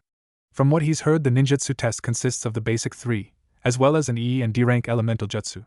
Eventually Accuse-sensei begins to call names to come to the back room, and one by one nearly every person comes back in wearing a shiny new blue or black headbands. Of course 1 or 2 of the civilian kids fail and don't get their headbands. All of the clan kids come back out wearing headbands, some over their forehead, others around their necks or arms. Naruto really pays attention when his friends are called. Tsunade goes inside and nails the ninjutsu portion. First she substitutes with a fern in the corner, then she transforms into her grandmother. After that she makes 2 perfect clones, and then body flickers from one side of the room to the other, leaving behind leaves. For her E-rank lightning jutsu she uses the lightning release, static strings jutsu, right-on, Saitiki Suji no jutsu, to create strings of electricity that connect to a practice dummy and delivers small shocks to it. Then for her D-rank lightning jutsu she uses lightning release, lightning bolt jutsu, right-on, Raikurai no jutsu, which she makes the hand signs and releases a short bolt of lightning from her hand which strikes the dummy and leaving electrical burns on its chest. Due to her perfect execution she receives her headband, which she asks for a green cloth, and ties it around her head proudly. As soon as she walks out with her protector, Naruto smiles proudly at her, causing her cheeks to heat up as she heads back to her seat. The next of his friends to go inside is actually Jiraiya, and the white-haired boy looks nervous as heck. Jiraiya, once inside, performs the substitution with the chair, then transforms into a perfect copy of the third Hokage. He just manages to create 2 usable clones, and body flickers about 100 feet, which is the least amount required to pass. Then for his E-rank fire jutsu he uses the fire release, burning leaf jutsu, Katon, Tensho Riffen no jutsu, in which he creates a small amount of burning leaves in his mouth and spits them out at the test dummy, causing minor irritation to the eyes and chest. Finally for his D rank he uses fire release, flash fan jutsu, Katon, Senko Uchiwa no jutsu, which allows him to take in a fair amount of air while making 3 hand signs and then breath it out in a short funnel of flames which lasts only a couple of seconds in a V-shaped wave which causes light burns to the dummy. When he's done he receives his headband and walks out proudly, giving Naruto a thumbs up to show that his remedial lessons really helped out. Next is Orochimaru, who as usual is calm. He performs the first 4 techniques perfectly, going so far as to transform into a perfect reflection of his dead father. For his E-rank wind jutsu he uses the wind release, wind clone jutsu, futon, kaze bushin no jutsu, which allows him to create a clone of himself made of wind, which he makes attack a dummy and it dispels right after in a gust of wind. For his D-rank jutsu he uses the wind release, projectile deflection blast, futon, Hashitai Tawami Bakuhatsu, which allows him to build up a lot of air in his chest and then release it as a gust from his mouth strong enough to push back the dummy. Once he's done, he gains his headband, which he ties around his left arm, and walks back into the classroom, and quietly takes his seat. After that is Sakumo, who performs the first 4 perfectly. Then for his E-rank lightning jutsu he uses lightning release, lightning clone jutsu, Raitan, Reikabushin no jutsu, which allows him to create a solid clone made of lightning chakra. The clone that proceeds to attack the dummy, and each strike delivers shocks, and then it dispels itself. For his D-rank he uses lightning release, electron jutsu, Raitan, Denshur no jutsu, which after the hand signs are complete creates a crackling, sparking, sphere of electricity in his hands which he tosses at the dummy, and when it hits it electrocutes it. Sakumo comes out wearing his headband the normal way, which just makes his spiky hair even spikier. The last one to get Naruto's attention is of course the second best kunoichi of the class, Izumi Uchiha, who looks nearly as confident as Tsunade did before her. Izumi, like all the rest, performs the 4 basic techniques perfectly. For her E-rank she uses the fire release, finger flame jutsu, Katon, Shushihano no jutsu, which allows her to channel fire chakra to her finger and create a small ball of flame over it, which she uses to carve the word idiot into the dummy. For her D-rank she uses the fire release, flame knife jutsu, Katon Hano Naifu no jutsu. For this technique she takes out a kunai and channels fire chakra into it, lighting on fire but leaving it unharmed, and then she throws it at the dummy and it cuts right through it. Izumi exits the room wearing her headband as a hairband, tying it around her hair. Then Accuse finally calls out, Naruto Uzumaki. The redhead stands up to head into the back, however he hears his friends all call out to him, first Tsunade, you can do it Naruto-kun. Then Sakumo gives him a thumbs up, crush it Naruto. And Jiraiya crosses his arms, show up Orochi team. Naruto just smiles at all his friends one last time before walking into the back room. Once inside he finds himself standing in front of Accuse-sensei and 2 other Chunin instructors, as the man who has taught him for the last near 2 years addresses him, alright Naruto-san, for starters you need to demonstrate the substitution, then the transformation, then the clone jutsu, and finally the body flicker. When that's done, since you have 5 elements, we'll need you to demonstrate 1 jutsu of each of them. The redhead nods at this but asks, say sensei, if I performed a different clone technique for the first portion, like say the earth release, shadow clone, doton, kagebushin, could that count towards my clone jutsu and 1 of my elemental jutsu? Accuse and the other 2 Chunin blink at this before conversing together quietly for a moment. After their conversation is done, Accuse turns back to Naruto, we've come to the decision to allow it. The point is to make sure you make clones, no matter what kind they are. The boy nods his head and proceed to begin the test, as he first substitutes with one of the instructors before switching back, then he transforms into a perfect copy of the first Hokage. After that he preforms the earth release, shadow clone as he said, and creates 2 clones of himself made from mud. After he dispels the 2 clones they leave behind puddles of mud which he smiles apologetically for. Next he performs water release, gunshot, Suetun, Tepidama, in which he makes a few hand signs and takes a breath as his chest swells, and then he releases condensed balls of water from his mouth which move at high speed, hitting the dummy and puncturing holes into it. After the dummy is replaced with a new one he then performs fire release, fireball jutsu, Katon, Hitama, in which after making the 3 hand signs he takes a breath and releases a medium-sized ball of flames from his mouth which burn orange in color and set the dummy on fire instantly. After the Chunin put the dummy out with water release, Naruto moves on to his 4th element, preforming lightning release, lightning ball, Raidan, Raikyu, in which he raises his hands over his head and creates a small ball of electricity between them, then he brings his hands down tossing the ball at the dummy. When it hits it covers the dummy in a swirl of electricity causing electrical burns all over it. Then for his final jutsu he uses wind release, gale palm, futon, Ripusho, in which he first takes out a kunai and tosses it, then he claps his hands and releases a gale of compressed winds which speed the weapon up and causes it to sink deep into the heart of the dummy. Once he finishes his last jutsu the instructors congratulate him, and he takes a blue headband and puts it around his forehead just like old times. When he walks out of the room Accuse is following behind him, and as he makes up to his desk Sakumo high-fives him. The Chunin clears his throat to get everyone's attention. Alright everyone, first off I want to say congratulations to all of those who graduated. You have taken your first steps on your road to becoming splendid shinobi and kunoichi. For those who failed, better luck next year.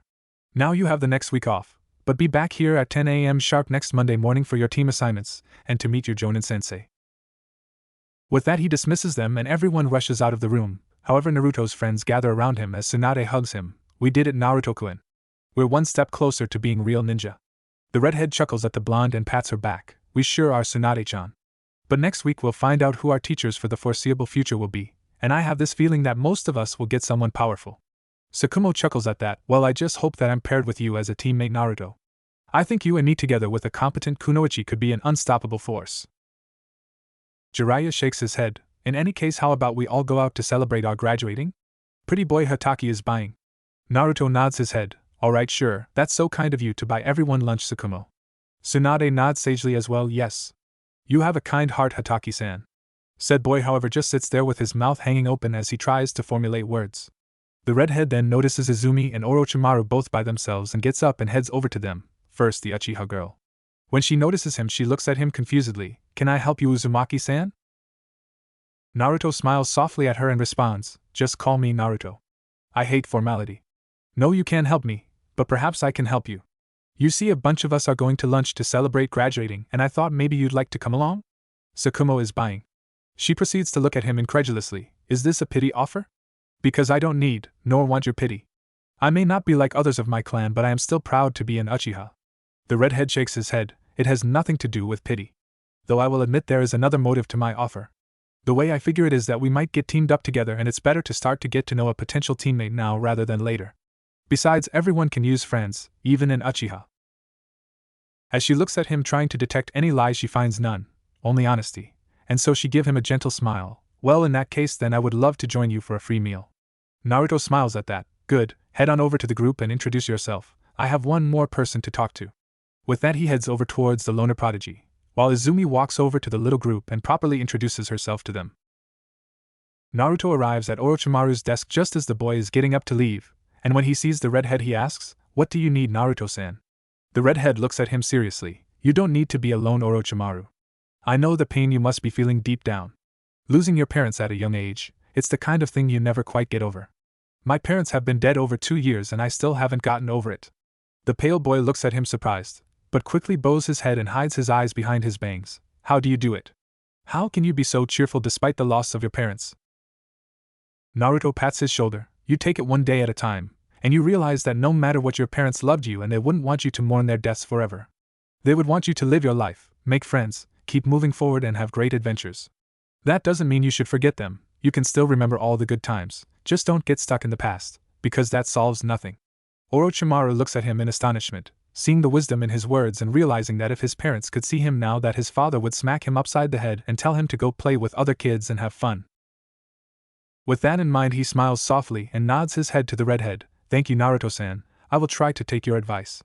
Naruto just smiles at him and responds, Well, you can start by joining me and the others for lunch. Our fellow genius Sakumo is buying.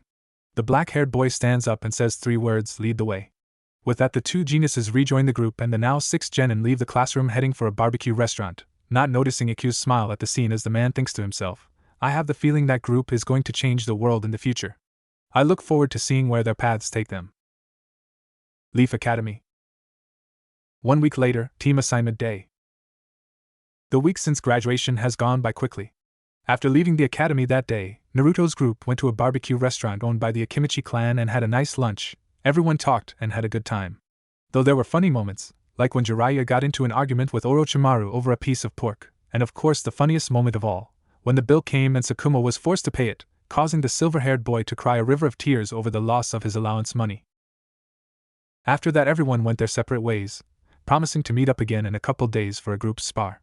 When Naruto and Tsunade got home, they were greeted to a party from the entire Senju clan to congratulate them for becoming genin. Each received gifts from the main family members. For Tsunade, she received a new kunai and shuriken holster from her parents, while Mito gave her a beginner's scroll on medical ninjutsu written by Hashirama himself, something which excited her a great deal. For Naruto, though, he received from Amaya a gray cargo vest lined with silver fur around the collar and the bottom. When asked why, she simply said, I thought it screamed Naruto. He thanked her kindly for it and slipped it on immediately. From Itama he received 5 scrolls of C-rank elemental techniques, one of each of the 5 main elements. Along with it he got a joking warning, now don't go using those techniques to hurt people. However, from Mito he received a new katana. The blade in question is approximately 28 inches in length. The blade is made of chakra-conductive metal and polished to a sheen. The tsuba is circular and takes the shape of the Uzumaki swirl, while the grip is wrapped in black-colored cloth. The sheath is made of a strong wood and colored black as well, with images of red plum blossoms decorating it. He took it with reverence as Mito explains to him that the blade's name is Kurohime, Black Princess, and that it had once belonged to a samurai who had married into the Uzumaki clan and was a master of his kenjutsu style, Hiten Mitsurujiryu. That man's name was Kenshin Himura. Naruto thanked her with a hug for the sword and said he would use it well. After that, Naruto and Tsunade spent the rest of the week hanging out with everyone and getting to know the new additions to the group. In the course of the week, the two girls of the group developed a friendship and mutual respect due to their shared wish to be great kunoichi. Now here they sit awaiting Akuse-sensei to enter the room and tell them who they'll be teamed with, even though Naruto is already sure of one team for sure, the future Sanin taught by Hiruzen Sarutobi. After a few more minutes, the brown-haired man comes in and clears his throat to get everyone's attention for the last time. Alright, look alive everyone.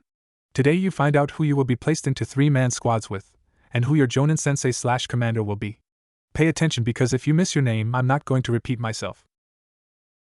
Everyone proceeds to pay attention at that as the man begins to call out team number and names. Naruto, however, does as he with Iruka in the future, tunes him out, as he takes out a scroll and some ink and begins to work on another seal taught to him by Mito. This time it's a basic barrier seal. After working on it for a little bit, he tunes back, and when he hears Akuse say, Team 7 will consist of Orochimaru Hibi, Tsunade Senju, and Jiraiya. Your sensei will be Hiruzen Sarutobi. Hearing this, everyone responds differently. Most of the class can't believe that the Hokage, the man called the God of Shinobi, is actually taking a team. Orochimaru is pleased by the announcement, knowing that he can learn to be a truly strong ninja under the third Hokage. Jiraiya, while happy to be learning from the Hokage, is a little put off being teamed with Orochimaru and Tsunade, as he fears they'll make fun of him once they're away from his friend Naruto. Tsunade, however, is ecstatic that the man who was taught by both her grandfather and granduncle is going to be her teacher.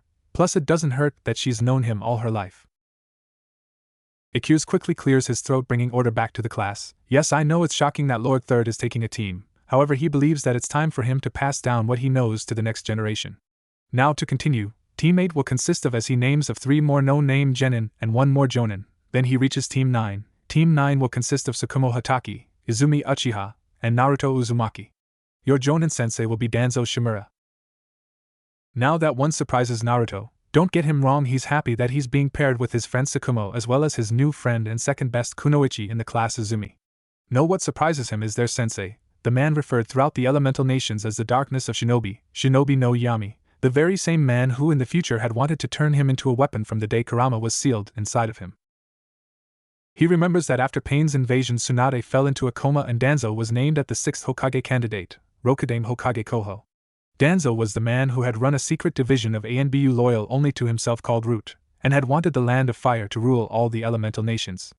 The man had gone so far as to have his right arm replaced with one made from the cells of the first Hokage and then implanted with multiple pairs of Sharingan. The man had ended up being killed by Naruto's wayward teammate Sasuke Uchiha, after a prolonged battle, which if memory served included Danzo summoning some kind of animal. He shakes off his memories and realizes that this Danzo has not yet become the one he remembers, and if he goes about it right might never become that man completely. Plus Danzo is supposed to be the second strongest guy man in the village right now after Sarutobi, seeing as they grew up rivals, meaning that he's at least an S-rank shinobi. He's brought out of his thoughts by Tsukumo clapping him on the shoulder. How about that, Naruto? Looks like we're teammates, and our third member is Izumi-san. The redhead smiles at his friends. Yeah, it's great. Also, from what I've heard, our sensei is pretty strong. The silver-haired boy gives him a confused look, however they both pay attention to Akuse again. The man finishes naming off the teams and says, Alright, those are all the teams. Your Jonin sensei will be here to pick you up soon, so until they do, why don't you all sit with your teammates and get to know them? It's been my pleasure to be your instructor for the last 2 years, and I look forward to watching each of your careers. With that, he turns and walks out of the room, leaving the genin to rearrange themselves into their teams. The third person, who usually sits at the same desk as Tsukumo and Naruto, gets up and moves, and Izumi comes over and takes a seat. The Uchiha girl smiles at her male friends. Looks like your insights were correct, Naruto. We've been teamed together. So what were you two boys talking about? Naruto smiles at her while Tsukumo has a contemplative look and responds, Naruto was saying that our Jonin sensei is strong, and I was about to ask him how he knows that. The redhead smirks at this. Well, since I live with the wife of the first Hokage, I've met a lot of people over the last 2 years. Chief among those is the third Hokage, his teammates Hamura-san and Kohara-san. All 3 of them have mentioned Danzo Shimura before. According to Hiruzen, the man is the second strongest ninja in the village after himself. As he puts it, Danzo is easily an S-rank shinobi. He's smart, cold, calm, and collected. Izumi nods along to this. I've also heard of Danzo Shimura. My cousin Kagami Uchiha was his teammate as genin and still goes on missions with the man at times, and he always speaks highly of his skills as a ninja. Sakumo takes a thinking pose at this. So what you two are saying is that we're going to be learning under a man nearly as strong as the third? They both nod their heads in response, which causes him to smile slightly. Good, then that means we won't be falling behind our friends who are trained by Lord Hokage. The other two chuckle at this, as they all fall into an easy conversation.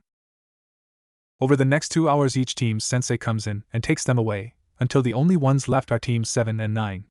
The two teams come to the agreement to sit in the same section, when Tsunade brings up an interesting topic. Do you guys think that Hiruzen-sensei and Danzo-sensei will have us do joint training sessions and joint missions? However, before any of them can answer, Tsunade and Naruto hear a very familiar voice respond. That's a very good question, Tsunade-chan. The answer to that is there is a good possibility of joint missions, not sure about joint training sessions. What do you think, Danzo? The 6 genin turn to see that standing in the doorway are 2 men.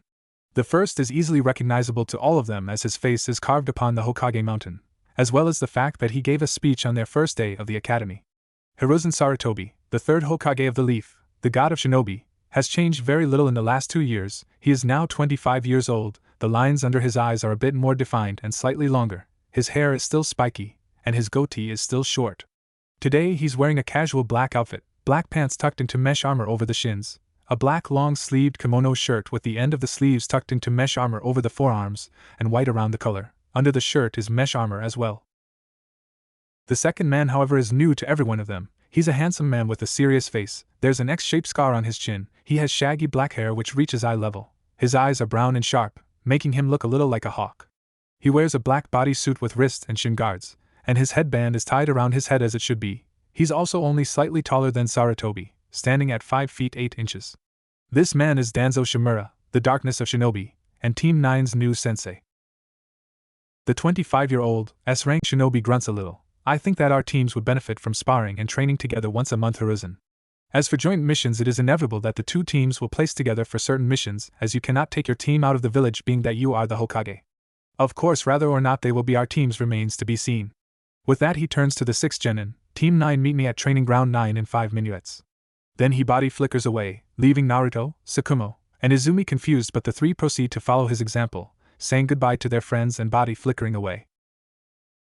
Hiruzen smiles as his future team. Alright, meet me at training ground 7 and we'll discuss what happens next. With that he too body flickers away, his team following after him a few seconds later. Training ground 9. 2 minutes later. The 3 genin of Team 9 appear at training ground 9 just 2 minutes after Danzo. The man hums in acceptance of this. Alright, now that you're here, let's start off with introductions. I want your names, your likes, your dislikes, your current skills, and your hopes for the future. I'll start. They all nod at him, paying attention rapidly. My name, as you already know, is Danzo Shimura. I am a jonin of the Leaf, formerly an ANBU captain. My likes are training, the village, and my fiancé. My dislikes are slackers, traitors to the village, and Hiruzen always being a step ahead of me. As for my current skills, well, that I'll leave a mystery for you to find out later. I'll say this though, I have a main elemental affinity for wind. As for my hopes for the future, I want the village to thrive. They all blink at this as Naruto thinks, so he's not yet a warhawk. Well, that's good. Hopefully me and the team can change him for the better. He comes back to reality when Danzo points to Sakumo. You next, Silver. The silver-haired boy scowls slightly at this. My name is Sakumo Hataki. I'm the heir to the minor Hataki clan. My likes are training, learning new kenjutsu stances, spicy foods, and my friends. My dislikes are sweet foods, people who mess with my friends, and anyone who bad talks kenjutsu. My skills are pretty good. I can throw kunai and shuriken with absolute precision. Other than that, I'm not telling. Danzo nods at this and then turns to Izumi. Your next Uchiha girl. Izumi scowls at him and replies, my name is Izumi Uchiha. I am a member of the Uchiha clan. My likes are training, learning all about genjutsu and medical jutsu, dango, flower arranging, and my new friends. My dislikes include the arrogance of most of my clan, perverts, people who say women can't be as strong as men, and those who put down genjutsu. As for my skills, I think I'll take your route, sensei, and keep those a secret for you to figure out on for my dreams for the future. I want to be a great kunoichi and have my name etched into history as the greatest mistress of genjutsu ever. Then I want to settle down and have a family with a man I love. The black-haired man chuckles at her attitude, then turns to his last student. You're the last one, Red. Instead of getting angry or annoyed like he expects, Naruto just smiles as he responds, my name is Naruto Uzumaki. I'm a member of the Uzumaki clan, as well as part of the Senju family. My likes are ramen, training, gardening, my friends, and the village. My dislikes are the 3 minutes it takes for the water to boil for ramen, perverts, people who look down on others just to make themselves feel better, and those who trample on nature. My dream for the future is to bring peace to the elemental nations through understanding and common goals, then to have a family. Danzo blinks at this, and can't believe the conviction behind the boy's words. However, he snorts at them. Peace through understanding and common goals. That impossible in the world we currently live in, Uzumaki-san. Also, I notice you skipped over your skills. The redhead shakes his head as he replies, I don't think it's impossible. You can disbelieve all you want, but I'll prove you wrong. As for my skills, not telling. Tsukumo and Izumi chuckle at his last words, while Danzo looks contemplative. However, he shakes it off and informs them, alright, well, you've all passed the first part of your real genin test. You all kept your skills secret, which is a must for a shinobi. However, that was just the preliminary part. The main part starts now. At this, Tsukumo and Izumi are confused as the black-haired girl questions, what do you mean real genin test? I thought we passed the genin test in the academy. The 25-year-old smirks at this and answers, that test was to see who had what it takes to become ninja. The real genin test is administered by the jonin and is meant to weed out the weak from the strong. Amongst all the graduates, 66% will fail their real genin test. The other 33% will end up passing and becoming actual genin. Time to find out if you three are part of the second group.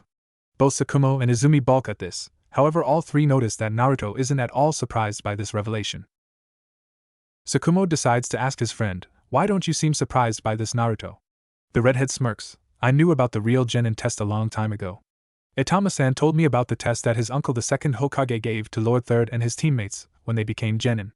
I just kept it to myself because it's supposed to be a surprise for the newly graduated genin.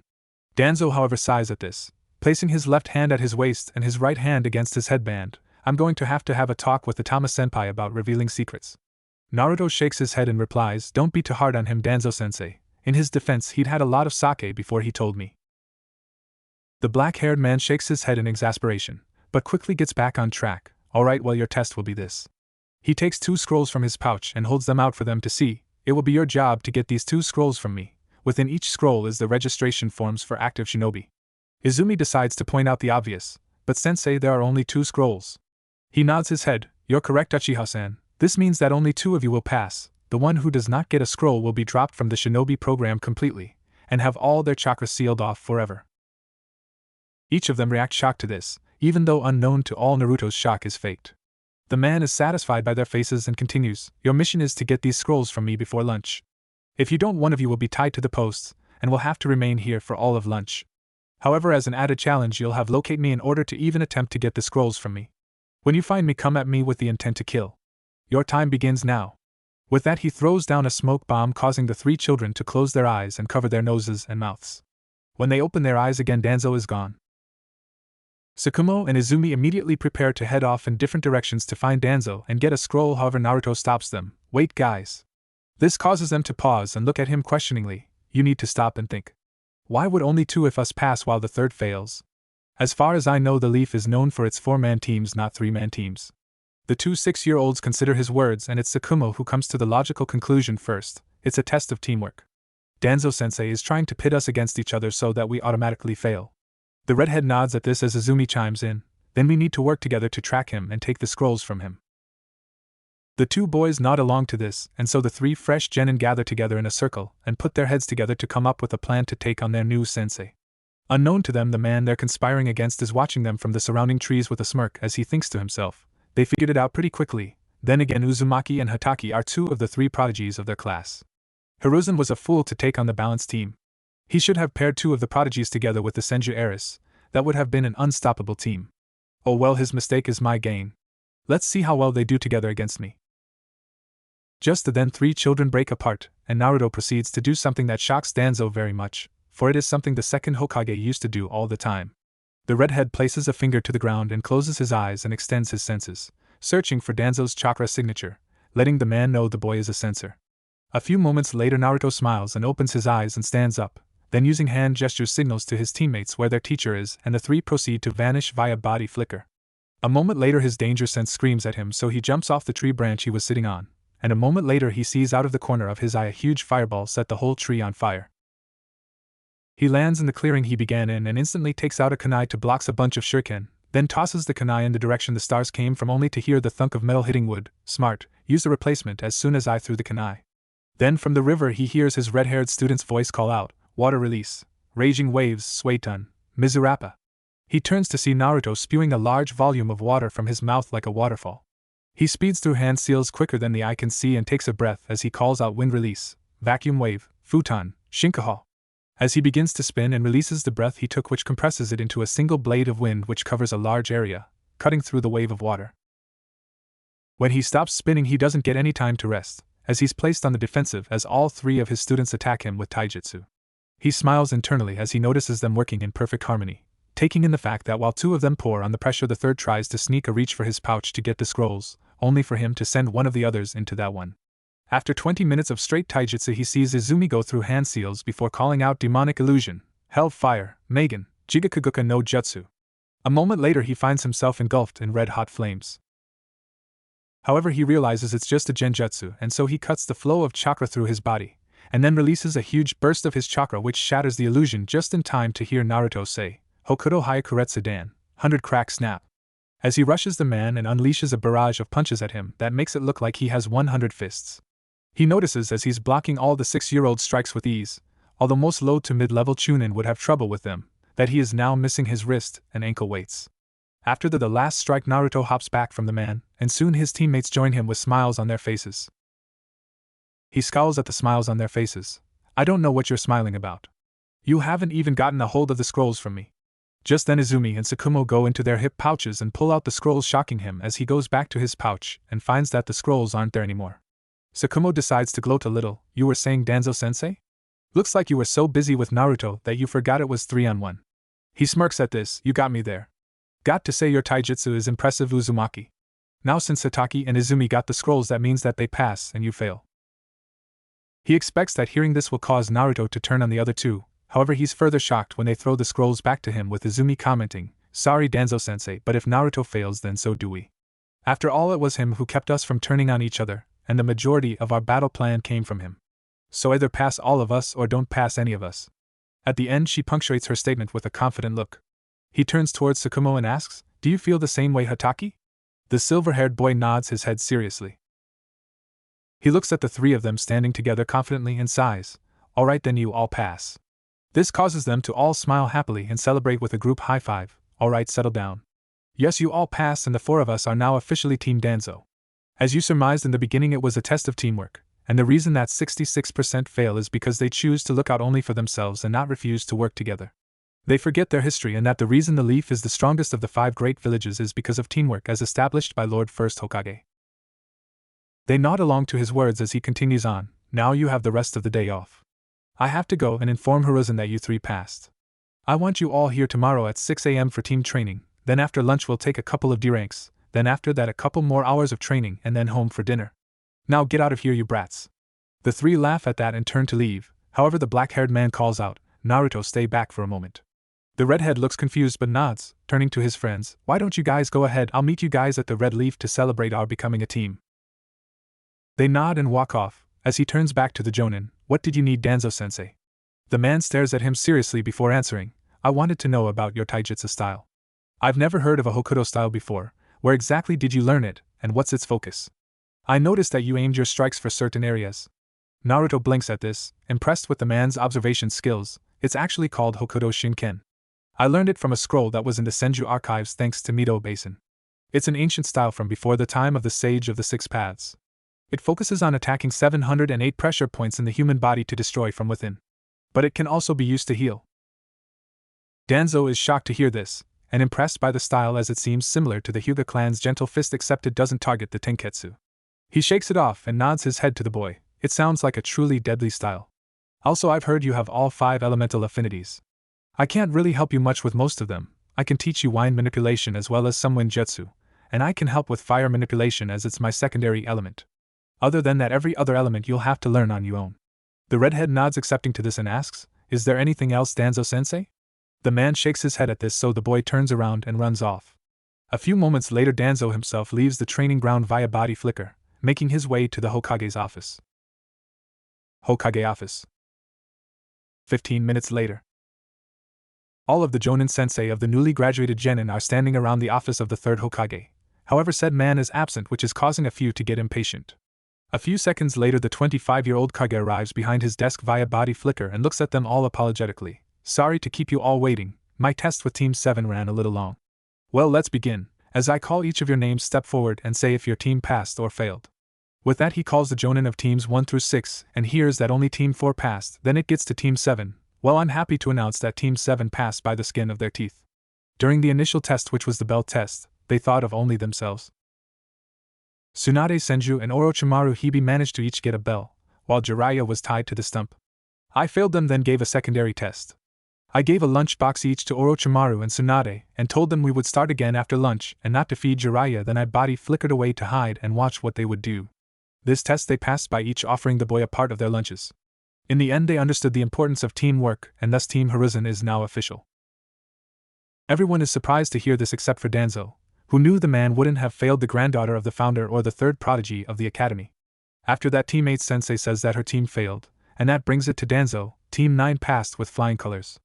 That really shocks everyone, as the man has never passed any team before, so Sarutobi decides to ask, really, Danzo? That's surprising considering your track record. Pray tell, how did they pass your test? The black-haired man continues to lean against the wall with his arms crossed as he answers, well, they got the gist of the test from the beginning. Uzumaki got it right off and then helped the other two to come to the same conclusion. After that, I was surprised to find out that Uzumaki is a sensor type like Lord Second, and they found me pretty quickly. After that, they kept me on my toes with good teamwork. First, the Uchiha girl flushed me out of my hiding spot with a fireball, then the Hataki boy tried to get me with shuriken, which I blocked with a kunai, and then threw the kunai at him, but he substituted with the almighty log. At this, everyone chuckles and bows their heads in reverence of the log. He clears his throat and continues, then Uzumaki used one of his 5 elemental natures and fired off a C-rank water jutsu at me, which I countered with a B-rank wind jutsu. After that, the 3 attacked me in unison with taijutsu and worked pretty damn well together, as 2 would try to distract me while the 3rd went for my pouch. That failed. So then the Uchiha cast a genjutsu on me to make me think I was consumed in flames. I broke it pretty quickly, however it gave Uzumaki enough time to set up an advanced taijutsu attack. Blocking the boys' strikes distracted me enough that I lost track of the other 2, and they managed to get the scrolls from me. When I told them they passed and Uzumaki failed, they threw the scrolls back to me and said they all pass or they all fail. So I passed them for showing solidarity. Therefore, Team Danzo is now official. Everyone looks on in shock and some pride at this. As he addresses Sarutobi, Hiruzen, I have to say you were a fool to not take all the prodigies together. That would have been an unstoppable team. As it is, the 2 prodigies I have as well as the second best female student are going to be a hell of a team. I'm actually looking forward to training the snot-nosed brats. The 3rd Hokage smiles at this. Glad to hear you say that, Danzo. I look forward to our first joint team spar/training session, to see who the better teacher is. After that, it continues on to the last team, Team 10, who unsurprisingly failed. With that over, Sarutobi dismisses everyone except Danzo, and as the man stands there staring at his former friend and rival, he can't help but to think back to more innocent days. He quickly shakes his head and speaks to the former NBU. Danzo, I want you to make sure you get to know your students. Cultivate relationships with them, be an older brother figure to them, and guide them down a good path. Don't be standoffish with them and treat them as disposable tools. Remember that shinobi are people and each one has something different they fight for. His fellow 25-year-old just nods his head at this. Don't worry, Hiruzen, if I'm going to take the time to teach these kids, then I'm not going to treat them like they aren't worth my time. You just worry about your team and be prepared to nurse their broken egos in a month from now. If there is nothing else, Hokage-sama. The brown-haired man shakes his head and the other man body flickers away, leaving the Hokage to do his paperwork and think about what kind of training to put his new team through starting tomorrow. 3 months later. Training Ground 9. It's been 3 months since the team placements and the true genin tests. In that 3 months, both Team 7 and 9 have continued to grow as shinobi. With Team 9, they have been learning a great deal from Danzo. Every morning except Saturdays and Sundays, they gather at Training Ground 9 for morning training. They start off every morning with a workout of push-ups, sit-ups, jumping jacks, squats, chin-ups, laps around the training grounds, and then a group spar, strictly taijutsu. After that, they take a break for an hour, then they move on to improving their skills, first taijutsu, correcting all the mistakes from their earlier spar, and moving on to the next set of kata of their individual styles. After taijutsu is kenjutsu. Now that was a bit hard for Izumi at first, as she never even touched a sword, so Danzo told her to ask her uncle Kagami to help her find a kenjutsu style that would suit her. The next day she showed up with dual kodachi and an old kenjutsu style called kodachi nito ryu, double kodachi style. So since then she's been learning how to use it to a good level, while her teammates have been increasing their proficiency with their own unique styles. After kenjutsu is ninjutsu training. Danzo has the belief that in order to properly use elemental ninjutsu one has to have a good grasp of said element. In that vein he's been teaching them the first steps of elemental manipulation, for each one it's different.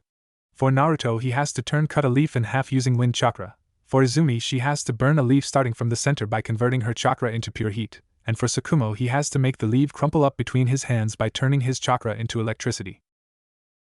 Each one has made pretty good strides. Naruto has managed to cut 3/4 ths of the leaf with his wind chakra, Izumi has managed to burn half of her leaf from the center with her fire chakra, and Sakumo has managed to crumple 3/4 ths of his leaf with his lightning chakra. Besides that he's taught them a few more jutsu for each of their elements, so they now each have 3 C-rank elemental jutsu apiece. After ninjutsu of course is genjutsu, a subject which Izumi excels in, especially now that she has her Sharingan. At the end of the first month of their training Danzo decided it was time that girl activate her family's bloodline, and so he asked the members of his former ANBU team to attack the girl on her way home and make their attempts to kill her as real as possible. The ploy worked, and that night Izumi activated the Sharingan. Ever since her genjutsu prowess has increased, even though she chooses not to learn any new genjutsu with her bloodline. Naruto and Sakumo on the other hand have managed to learn only a few minor genjutsu, demonstrating that neither one will ever be true genjutsu types. After genjutsu training is always lunch, then they take on D-ranks, which in Naruto's own words are meaningless tasks that the civilians are too damn lazy to do themselves. Things like painting fences, weeding gardens, walking dogs, and the worst of all, capturing the Fire Lady's cat, Sora. They've taken that mission 5 times already, and each time the redhead swears that Sora must be the father or grandfather of Tora the demon cat from his original time. Just like the latter mentioned cat, Sora hates his and Sakumo's guts and always seems to relax when held by Izumi. It's enough that Sakumo always comments about how cats like that are why he's a dog person. After evil D-ranks they return to the training grounds and do 2 more hours of training, focusing mainly on teamwork and chakra control. After the 2 hours are up they head home for dinner and to rest up to start the process over the next day. On their days off each one spends time relaxing and working on individual projects at their own homes.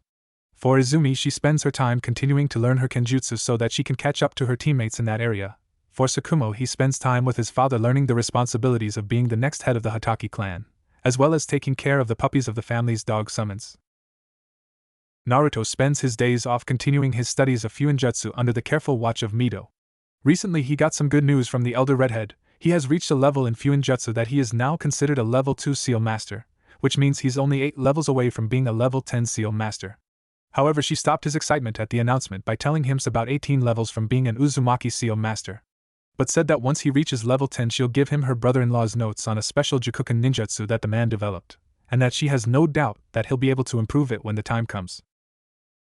Another thing to happen over the last 3 months is that Teams 7 and 9 have had 2 training/sparring sessions to test their skills and the efficiency of their teachers. Unfortunately for Team 7 they've lost both the spars, mainly because Team 9's teamwork is way better, as they work as a cohesive unity, while the 3 members of Team 7 spend half their time fighting each other, especially Jiraiya and Orochimaru. Tsunade tries to play mediator between her teammates, however that quickly fails and her temper comes to the forefront when Jiraiya calls her flat chest and she proceeds to beat him down. However, thanks to the training part of the sessions, the 2 S-rank shinobi have found out that the members of their teams work well together, especially with Naruto leading all of them. That's something both men noticed immediately in the first session. Initially Team 7 continued to bicker, blaming one another for their loss. However, the redhead stepped in and stopped their arguing and said they were all to blame and needed to work on how to be a team better. Then he led them through training, instructing each of them on where they needed to be and what they needed to work on to be better. They even decided to switch up their team's configuration during the second training session. They paired Naruto with Tsunade and Jiraiya first, and the Uzumaki didn't disappoint, leading the 2 other kids to a victory over Orochimaru, Sakumo, and Izumi in a game of Capture the Flag. Then they paired him with Sakumo and Orochimaru to see if having the 3 prodigies together would work out, and it did marvelously. The 3 worked in perfect unity, each one understanding what the other was thinking immediately, and they even won the second game of Capture the Flag. Then they paired Naruto with the 2 girls and the same results. He led them to victory, both of them hanging on his every word and command, especially Tsunade, who they noticed has a huge crush on the boy. Finally they teamed him up with Jiraiya and Orochimaru, and he actually managed to get the 2 boys to put aside their differences and work together as a unity, and just barely eke out another victory. After witnessing this they realized that among the group of 6 that Naruto is without a doubt the linchpin as well as the de facto leader. Today finds the 2 teams preparing for their 3rd spar in the last 3 months. Hiruzen and Danzo are standing to the side ready to call the match to begin. Both teams are huddled together in separate circles discussing how to best handle their opponents. Naruto gives the plan to his teammates. Alright, here's how this is going down. Sakumo, I want you to focus on Orochimaru. You're about equal in taijutsu, but if it comes down to ninjutsu, your lightning element cancels out his wind and vice versa. The silver-haired boy nods to this. Good thinking as usual, Naruto. I have to say that I was going to suggest just that. You know me well, buddy. The redhead smiles at him. He then turns to Izumi. Izumi, you're going to take Jiraiya. His weakness is genjutsu, he sucks at it, so hit him with one that will take him out of the fight. I'll take Tsunade-chan. I know how to neutralize her taijutsu style, also just like with Orochimaru and Sakumo, I have the canceling element to her lightning. When I get the chance, I'll slap a paralyzing seal on her. Despite being part Uzumaki, she sucks at Fuinjutsu. The black-haired girl nods along to this. Understood, Naruto. I'll hit the little pervert with the perfect genjutsu for someone like him. Tsunade-chan may get mad at you for using a seal on her. Naruto chuckles at this. It'll be okay. Even if she gets mad, she'll forgive me by the end of the night. After all, we're best friends. This causes his teammates to sweat drop and think, more like because she has a freaking crush on you, moron. With that, they break apart and stand ready for the spar. Team 7, on the other hand, are not as good on the planning, as Jiraiya can be heard loudly declaring, I'm kicking Sakumo's butt. Orochi team, you can have Naruto, and flat chest you can take billboard chest. Now let's go. His comments have the effect of making Orochimaru, Naruto, and Sakumo to shake their heads, while Tsunade and Izumi both gain tick marks over their eyebrows as they both go red in feminine fury. However, before the blonde-haired girl can do anything about it, the impatient boy goes rushing forward to take on his self-appointed opponent. Seeing this, Team 9 immediately go into action. Sakumo and Naruto vanish via pure speed and appear in front of Orochimaru and Tsunade respectively, and begin to engage them in taijutsu. Jiraiya, seeing this, groans, "Oh, come on. I said I wanted Sakumo, damn it." Then he feels someone tap him on his shoulder, and feels a shiver go down his spine as he turns to find Izumi smiling sweetly at him with her Sharingan active. As soon as he makes eye contact with her, he hears, "Demonic illusion, anti-pervert jutsu."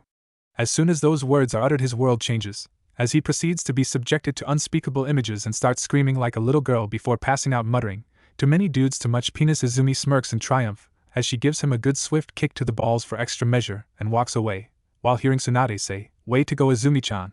The two 25-year-old teachers each do different things. Danzo chuckles at the stupidity of the white-haired boy, while Hiruzen puts his face in the palm of his hand and shakes his head. Why must Jiraiya-kun be such a fool? Naruto and Tsunade continue their exchange of taijutsu, as they seem to be equal, causing the blonde-haired girl to smile. Good to see you're keeping up with your training, Naruto-kun. But I thought that by now you'd be much better than this.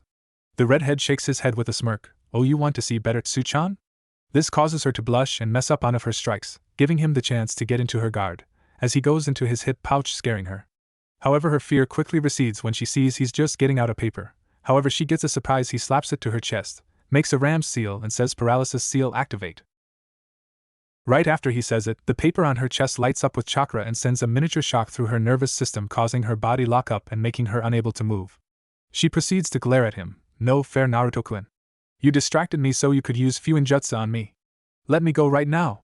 Naruto smiles sheepishly at her. "Sorry, Tsunade-chan, I can't do that, not until Sakumo has finished with Orochimaru. Also, you should know that when it comes to being a ninja, there is no such thing as fair. So please just stay there for a little while longer, and then I'll release you." She just proceeds to glower at him in response.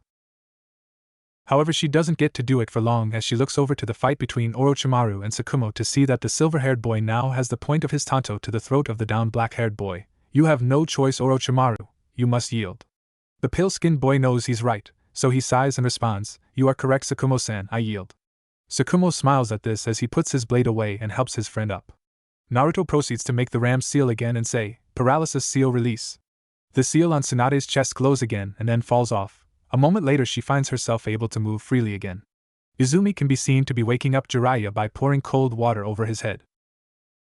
The two teachers look at them all seriously, and as Hiruzen is about to speak to his team first, a bird masked ANBU appears kneeling in front of him. "Hokage-sama, we have a problem." The brown-haired man instantly goes into his Hokage mode. "Report." The masked man immediately responds, "Our sentries have reported that there is a large group of bandits making their way towards Tanzaku town. According to the reports, they number at least 200. Also, it appears that they are being led by a missing nin from Rock." Hiruzen takes this in and asks, "Who is the nin and what's his level?" The elite shinobi answers promptly. The ninja in question is Daichi Kurotetsu. A-rank Jonin level. The mayor of Tanzaku requests an immediate mission to take out the group. Before Sarutobi can respond again, Danzo speaks up. My team and I would be more than happy to help the people of Tanzaku Town and destroy the bandits, Hokage-sama. The brown-haired man looks at his former friend seriously. Are you sure about this, Danzo? This mission is B rank and your team are still fresh out of the academy. The black-haired man nods his head. Yeah, I'm sure. In fact, you could make it 2 missions. A C rank for the genin of protecting Tanzaku and eliminating the bandits, as well as a B rank for myself of taking out Kurotetsu.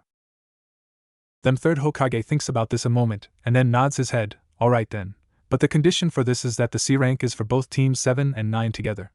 I think it's time my team got some experience outside the village walls as well. Danzo nods in acceptance of this as he continues. Alright then, teams 7 and 9, your mission is to protect Tanzaku Town from the bandit horde, and when the opportunity presents itself, eliminate every last one of them. Danzo Shimura, sensei of Team 9, your mission is to track down the rough rock shinobi Daichi Kurotetsu and send him to the next life. You all set out in 2 hours, dismissed. He gets a round of yes from all the children as they rush off to their homes to prepare for their first ever real mission.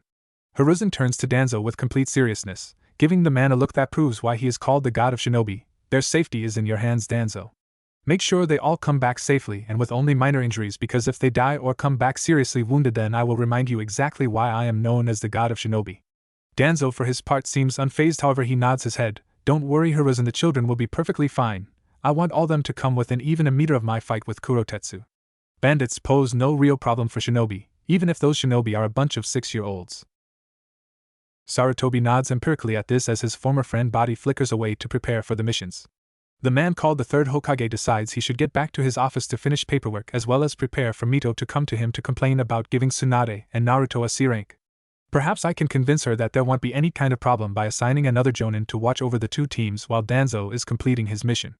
Last thing I need right now is to have the matriarch of the Senju clan screaming in my ear with that infamous Uzumaki temper.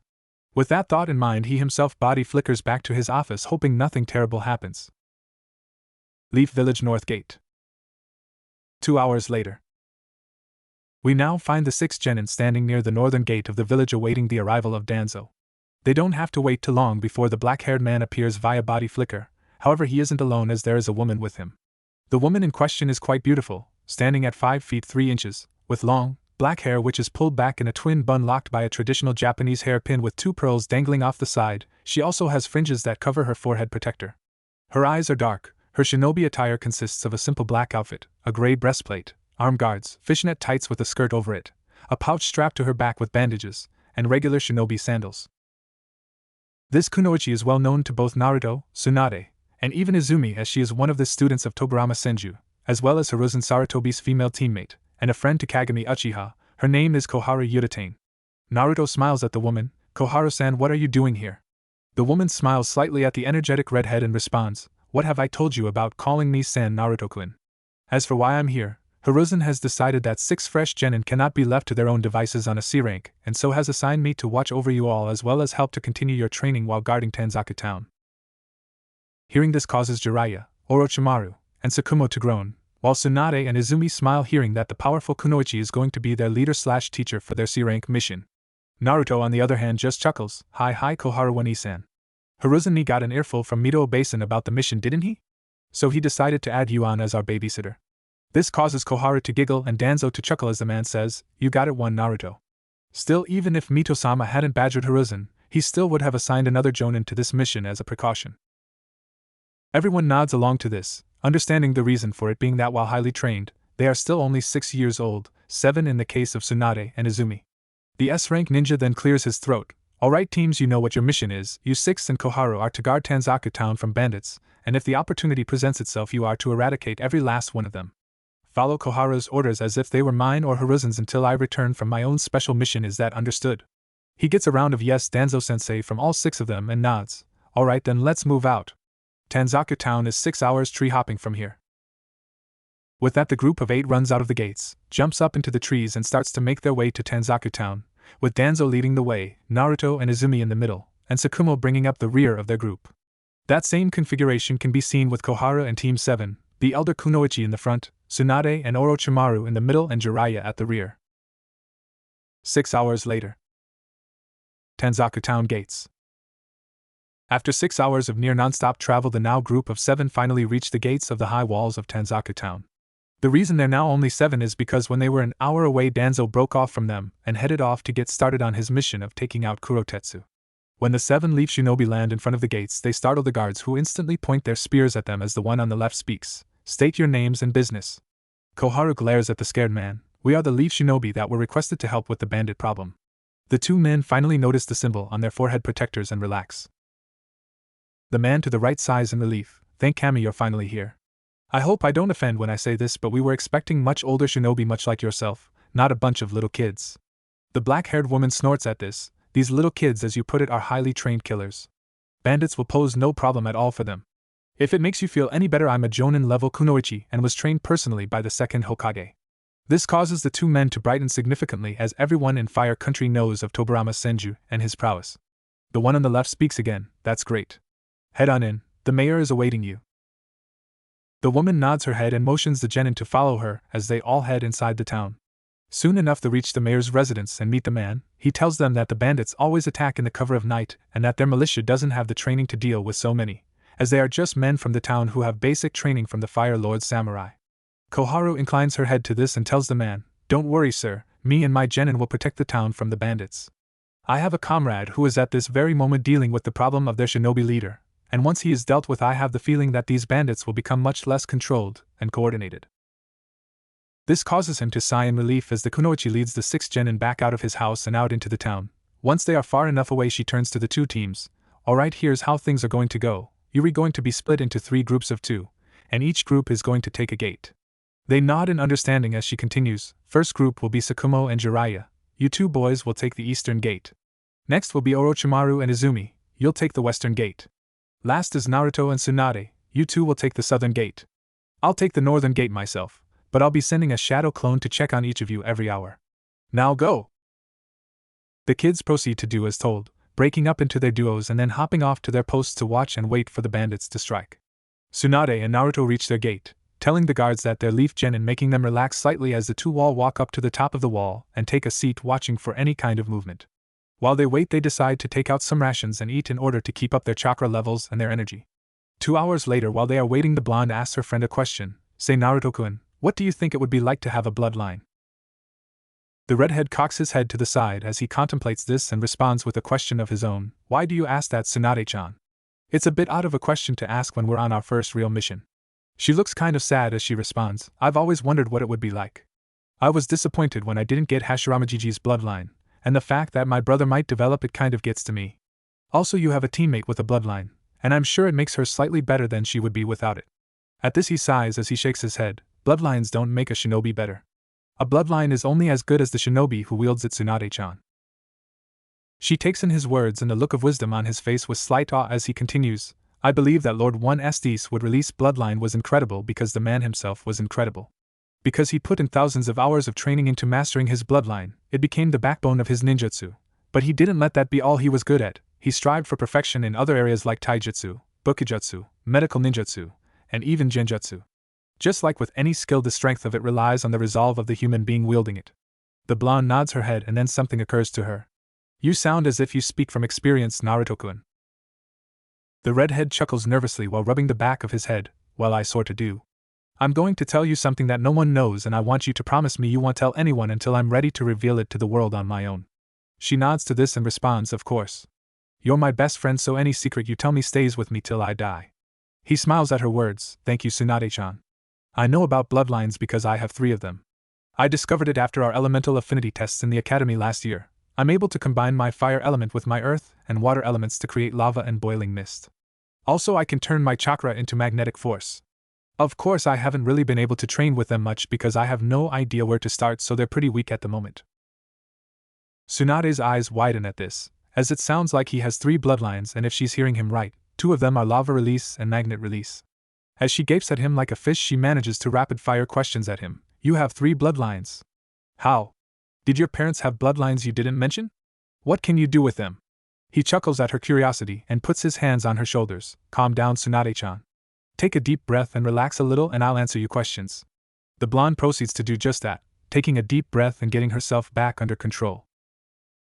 He smiles at her and proceeds to answer her questions, now in order. Yes, I have 3 bloodlines. I don't know how. I think it might be due to my 5 main affinities. As far as I know, neither of my parents had any kind of bloodline other than the Uzumaki longevity and skill in Fuinjutsu. As for what I can do with them, not very much. In fact, the only one I can currently use is the magnet release, and that's only to magnetize my kunai so I can call them back to my hand as long as they're within 30 feet of me. She looks completely starstruck at that, and replies, "That's so cool.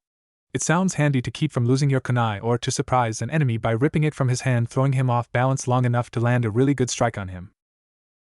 He nods at that. However, he notices some movement from the corner of his eye and turns to see a large group of bandits coming out of the woods. As he counts their number quickly, he deduces that there are about 30 of them, so he turns to Tsunade. "Looks like we're on. Are you ready for this, Tsunade-chan?" The blonde-haired girl looks at her best friend slightly frightened but nods her head, "Yes. But do you think we can handle a group that large by ourselves? Maybe we should send up a flare of chakra to signal for backup." The redhead shakes his head. "No time for that, but if it makes you feel better, I'll send a clone to tell Koharane the situation." She nods at this, and he makes a cross-shaped seal, shadow clone jutsu. In a puff of smoke, an exact double of him materializes before saluting and heading off to do what it was created for. With that, they turn back towards the approaching group who have yet to see the two young shinobi. Realizing this, the redhead gets a great idea. We have the element of surprise here. They're expecting to meet the same old militiamen, they don't expect there to be shinobi. I say we toss a couple of kunai with exploding tags right in the middle of them, then unleash some jutsu. The Senju heiress nods along to this plan, and so they take out a few kunai each, wrapping exploding tags made by Naruto himself around the handles, and then chuck them at the bandits. The knives land right smack dab in the middle of the group, and one of the bandits near the back hears a noise. "Hey, what's the sizzling noise? Anyone else hear it?" Another one near the front concurs, "Yeah, what the hell is it?" However, they get their answer as a moment later there's a large boom and they're sent scattering as a quarter of their number is killed in the explosion. The two genin speed through hand seals as Naruto calls out, "Fire release, fire dragon flame bullet, Katon, carrier endin," as he releases red-hot flames from his mouth in the shape of a dragon which splits into 3 smaller dragons and attacking from the left, right, and center, managing to turn another 10 of the bandits to ash, bringing the number of dead up to 17. Tsunade for her part does her only B-rank jutsu as she calls out, "Lightning release, false darkness spear, right-un, John Yari," as she releases a spear of lightning from her mouth which then splits into several spears and strikes multiple bandits, killing them, bringing their kill count up to 22. With more than half their number dead, the remaining bandits decide it's a good idea to retreat as one of them screams, "The town hired shinobi. Let's get out of here. The boss needs to hear about this." Hearing this though, Naruto knows he can't let them escape, and so he body flickers away, landing directly in their path back into the forest. When the men see that one of their attackers is just a little kid, they stop and begin to laugh as the biggest one, who stands 7 feet tall, steps forward. "What's this? They send children to fight their battles? What kind of cowards must they be to cower behind little brats like this? Tell me, little brat, are you ready to die? You should have stayed up on the wall." The redhead doesn't respond, he simply takes a sword-drawing stance with his right hand on the handle of his katana. The large man gets angry at this. "Alright then, little shit, just die. Get him, boys." The group proceed to rush the 6-year-old, however he remains unfazed and simply clicks his sword out of its sheath while saying, "Hiten Mitsurugi Ryu, Ryukensen, Tsumuji, Dragon Coiling Flash, Whirl," as he steps forward drawing his sword and spinning faster than the bandits can react, going through them like a drill. When he comes to a stop behind them, he swipes the blood from his sword and resheathes it. And as soon as it clicks back in place, the remaining 18 bandits all spurt blood from multiple places and fall to the ground dead, cut into pieces. Naruto then body flickers back next to a throwing up Tsunade and proceeds to rub her back. "It's okay, Tsunade-chan, just breathe slowly. The first time is always the hardest." After the blonde finishes tossing her cookies from her first kill, she takes the offered water canteen and takes a sip, rinsing out her mouth before spiting the water out and then taking another sip and swallowing.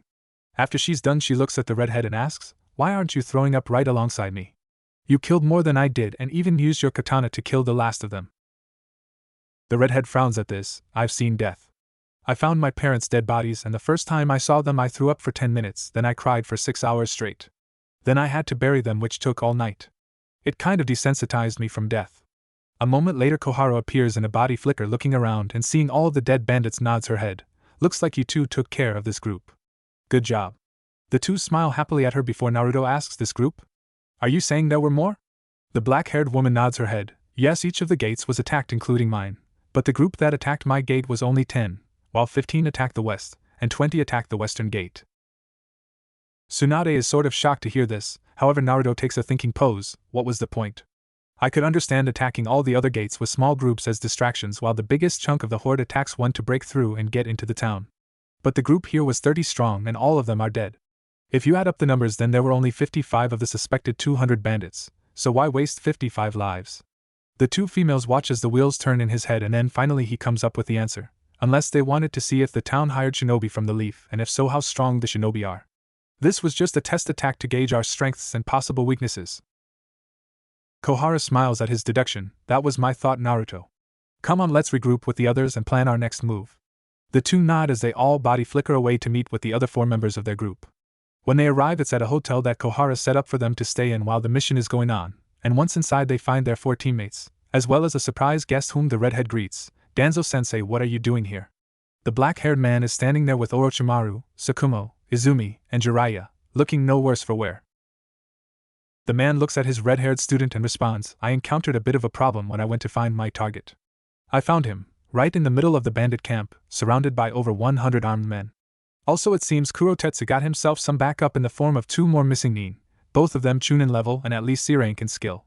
Now I could handle the 3 of them on my own, but I can't handle 3 missing nin plus over 100 bandits. Hence why I've come here. They all understand what he's saying. He came back to rejoin them so they could all strike together and complete both missions at the same time. So they proceed to gather around a table in the hotel's cafeteria and come up with a plan of attack. They decide that he and Koharu will handle the 3 missing nin, while the 6 of them take out the bandits using shuriken, kunai, ninja wire, nin and genjutsu, and even smoke screens if possible, and they'll surround the camp on all 4 sides, unleashing an initial 4-way jutsu strike. With that in mind, Danzo tells them to get a little rest and they head out early in the morning to put their plan into motion, so they head to the 2 rooms Kohara rented for them, one for the boys and one for the girls. Each gender does different things once inside their rooms. The girls spend all night talking, with Izumi bringing up Tsunade's obvious crush on her red-haired teammate, something which the 7-year-old denies entirely while blushing, and Kohara just giggling behind her hand, finding it kind of cute and wondering if the 2 will ever get together. The boys, on the other hand, spend most of the night playing cards and getting into small fist fights, all of which are started by Jiraiya, while Naruto and Danzo just stand by and shake their heads. Tanzaka Town Eastern Gate. Dawn the next day. As the sun rises, we find our 2 teams standing outside the eastern gate of town doing last-minute checks of their supplies. Once they're sure they have all they need, they head out silently to the location of the bandit camp, traveling through the trees at high speed. After traveling for about an hour, they reach the outer perimeter of the camp and break up into 4 groups of 2, with Koharu and Danzo taking the south, Jiraiya and Izumi taking the east, Orochimaru and Naruto taking the west, and Tsukumo and Tsunade taking the north. Once they're all in position around the sleeping camp, Danzo makes a crowing noise, which is the signal to attack. Jiraiya throws out a bunch of kunai with exploding tags which lodge into a group of tents, while Izumi runs through hand seals and calls out, Fire Release, Great Fireball Jutsu, Katon, Gokakyu no Jutsu, as she unleashes a huge ball of orange flames down upon the tents that Jiraiya hit, just as his exploding tags explode, killing each bandit in the tent closest to the kunai. While Izumi's fireball kills another 20 men. Orochimaru and Naruto decide to do a joint attack, with both going through hand seals as Orochimaru calls out, Wind Release, Great Breakthrough, Futon, Detapa, as he releases a large gust of wind from his mouth. At the same time, the redhead intones, Fire Release, Fireball Jutsu, as he unleashes a smaller fireball than Izumi's. However, it's made even larger and hotter than hers by Orochimaru's wind, becoming like a wave of red flames which consumes every tent in its path, causing all the men within them to scream in pain as they're turned to ash. Tsukumo and Tsunade decide to do their attack once those on their side are awakened by the screams of their comrades. Once the bandits on the north side exit their tents with their weapons drawn, the 2 genin launch a barrage of shuriken and kunai at them from different angles, managing to take out about 30 of them. Koharu and Danzo do similar, except Danzo uses his wind release, vacuum serial waves, futon, shinkurenpa, technique to kill over a dozen bandits at once, exhaling several blades of wind at different angles while moving his head in different directions, cutting through them. Koharu uses a combination of genjutsu with some earth release jutsu to kill about as many bandits as Danzo. However, their attention is quickly taken by 3 missing nin from Rock Village. Leading them is a man who stands about 6 feet 3 inches and weighs a good 250 pounds of muscle. He has cropped brown hair, a round nose, and a full beard, wearing an all-brown outfit with dark armor over his chest, back, and shoulders. This man is Daichi Kurotetsu. The 2 Chunin are twin females, both with blue hair, though the one on the right has a bob cut while the one on the left has a long Heim-style cut. They both have green eyes and good-sized busts and both stand at 5 feet 2 inches. They are Nezumi and Ryuzumi, the Storm twins, famous for having the rare storm release, Ranton, bloodline, though not being masters of it. Daichi seeing Danzo smirks as he speaks in a deep voice. Well, seems the leaf has sent the darkness of shinobi here to take my head. I'm honored. But I'm curious as to how you, fare when you see your teammates being killed one by my men Shimura. The black-haired man snorts at this. I think you've taken too many hits to the head, Kurotetsu. Look around you, the camp is half destroyed, your men are in disarray, and even now my students are laying down smoke bombs and taking out the riffraff that remain. The only real threats here are you and those two bitches, and you three have to deal with me and Koharu, and I can assure you that none of you will live past today. As he says this, he goes through hand seals at Kage speed and sucks in a breath and calls out, wind release, vacuum sphere, futon, shinkajioku, as he exhales several bullets, small and fast bullets in a wide range, most of them aimed at the man himself while two of them head straight for the twins. Daichi reacts quickly, going through hand seals and slamming his hands on the ground as he calls out, earth release, earth-style wall, doton, doryahiki, as a large wall of thick rock springs up from the ground 20 feet into the air to protect him from the spheres of wind. The twins aren't as quick, and even though they manage to dodge the brunt of the spheres, they're each nicked in the sides, Nozumi on the right and Ryuzumi on the left, and they don't get their bearings back as Koharu is instantly upon them using taijutsu to keep them off balance. When he's sure he's safe, the rock Nin hops up to the top of his wall while going through more hand seals to attack Danzo. However, when he reaches the top and looks to where his opponent was, he's no longer there. As he searches around for the S-rank shinobi, he fails to look behind him and receives a kick to the back of the head, sending him flying off his wall and into the ground hard. His armor absorbs most of the impact and allows him to hop right up just in time to block Danzo's tanto with a kunai and begin to engage him in kenjutsu. Nozumi and Ryuzumi manage to finally get some space from Koharu, as she is forced to cover her face from a smoke bomb. After they get distance, they both go through hand seals and join hands, saying in harmony, Storm Release, Laser Circus, Ranton, Ryza Sakasu, as a halo of energy forms around their conjoined hands, and then multiple beams of energy shoot forth from the energy halo, all heading towards Koharu. The dark-haired woman manages to substitute with a log to dodge the attack and combine that with body flicker to appear behind the twins and sink a kunai into the throat of Ryuzumi, as Nozumi manages to escape. Seeing her sister drop to the ground dead, the remaining twin becomes angry. You bitch. You killed my sister. My other half. I'll destroy you for that, you leaf whore. However, after the last word leaves her mouth, she's suddenly brought to her knees by an intense killer intent that comes from Koharu. The leaf Kunoichi walks towards the remaining twin slowly as she goes through hand seals. You call me a whore? You who would sleep with any man for protection as long as he's stronger than you and your sister? I'll show you what this whore can do and send you to join your sister. At that, she reaches the kneeling woman and finishes her hand seals, fire release, flamethrower jutsu, katan, kane hoshiki, as she breathes out a stream of flames at her, burning the girl alive as she screams for mercy. Once the woman is nothing more than ash, she takes out 2 scrolls, seals the ashes in one, and then seals the body of the other twin in the other, and looks to see Danzo is nearly done with Kurotetsu, the man having lost his armor and covered in deep cuts, burns, and even drops of water. The bandits have been dwindled down to a group of 20 who have all moved to the center of the destroyed camp and joined together into a tight circle as they all look around warily for the demons that have killed their comrades. The most healthy man holds up his sword and speaks, Look alive, boys, we can't allow these shinobi to get the best of us. The moment you see one of them, attack and don't stop until they're dead.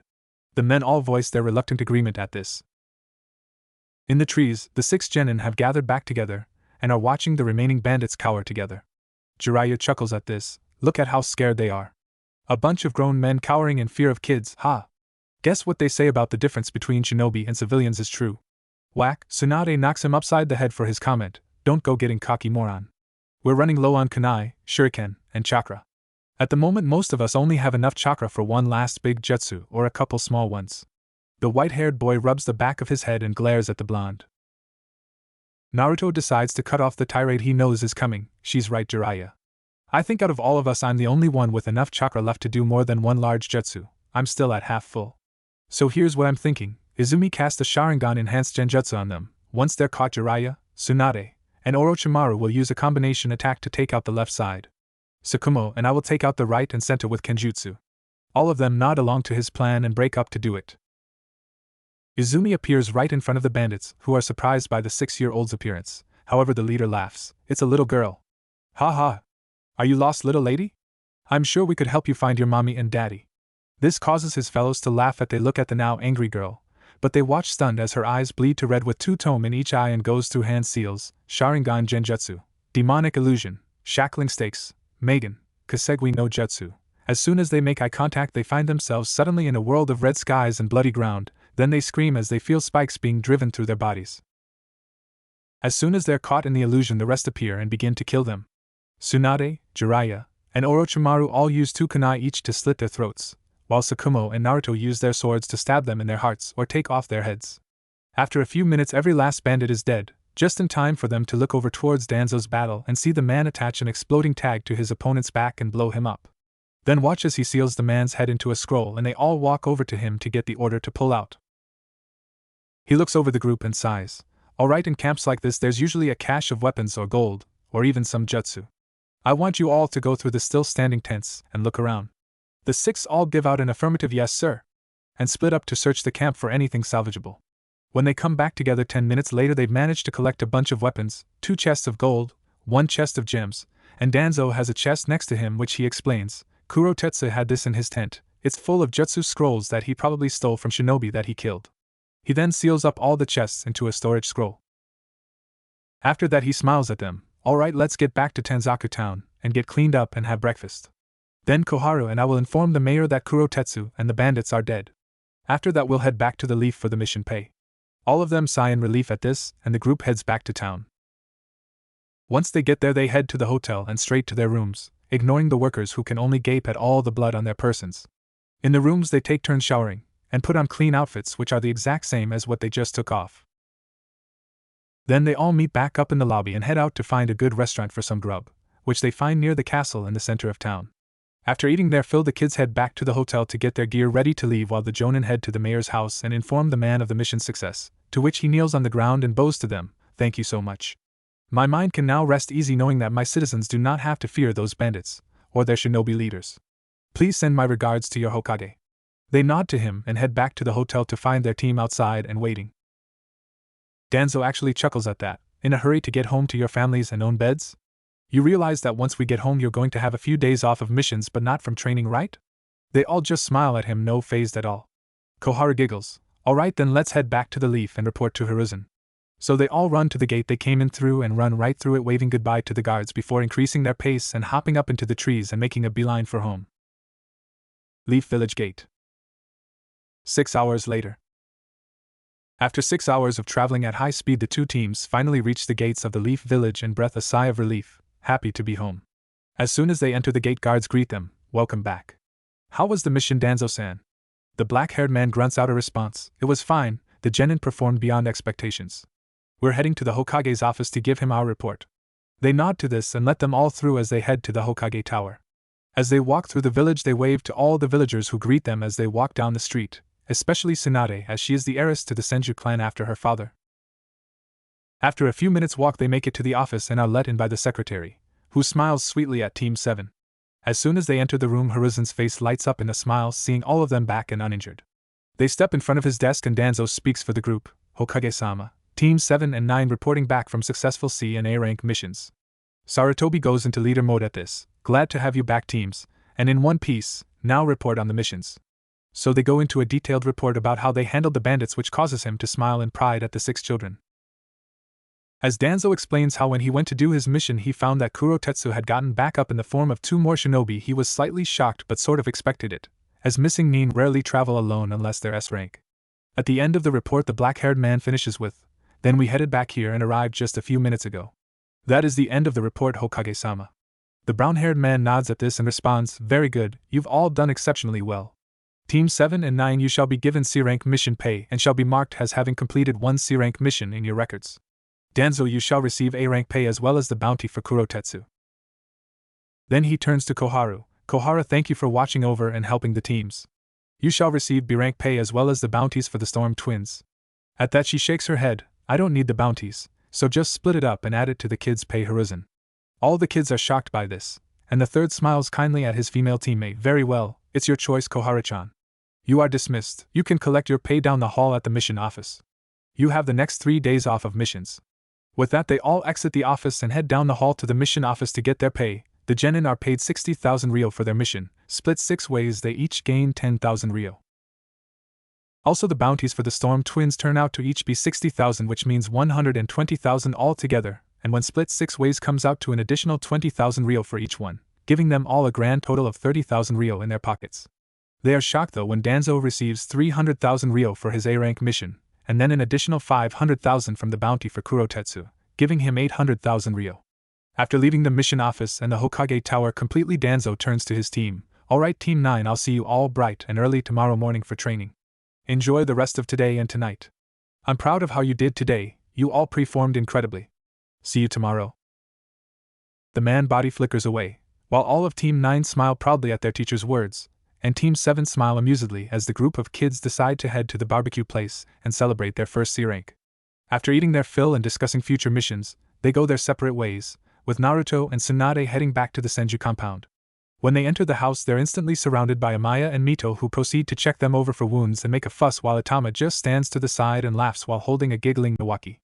Naruto manages to escape the overly worried women and head up to his room while giving Itama a look that screams traitor.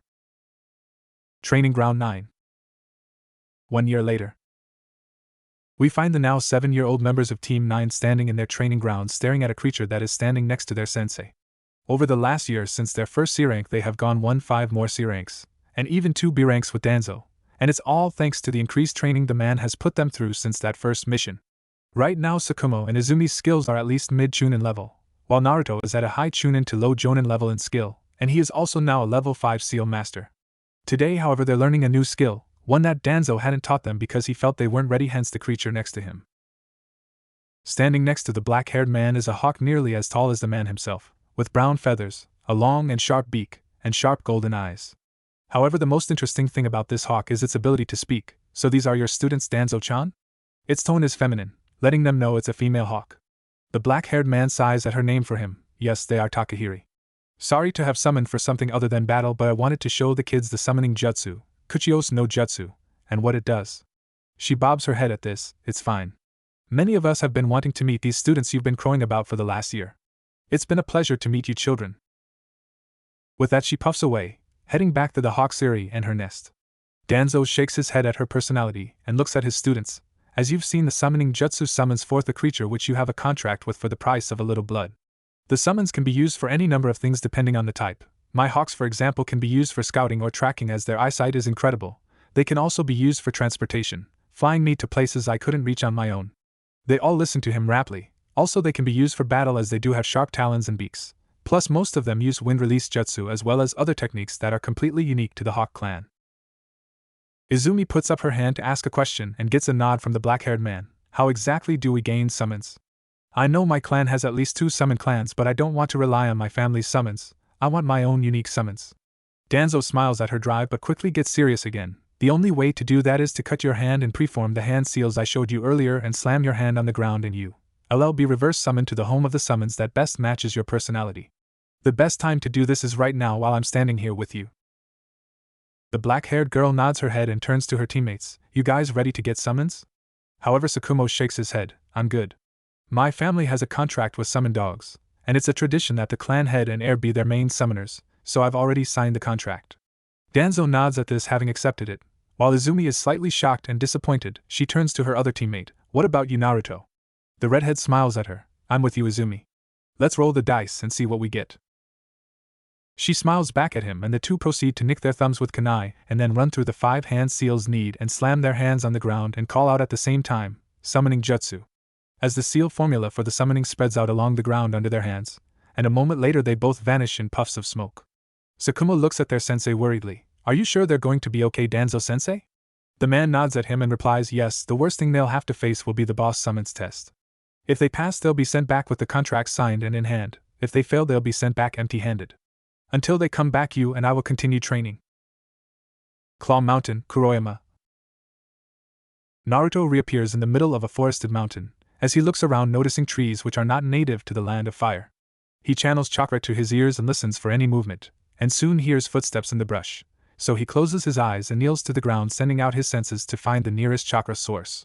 He finds multiple sources all around him, all of them mid-sized, but the oddest thing about them is that the chakra seems wild, untamed, almost like that of an animal. That's when it hits him that it's possibly the summons he's come for, so he stands up and snaps his eyes open. He looks to the left. I know you're out there. My name is Naruto Uzumaki and I've come to speak to your leader about entering into a summoning contract with your clan. He waits a few minutes to get a response, and when there is none he prepares to speak again. However, he hears noise to this right and turns just in time to watch as a larger than average wolf walks out of the brush.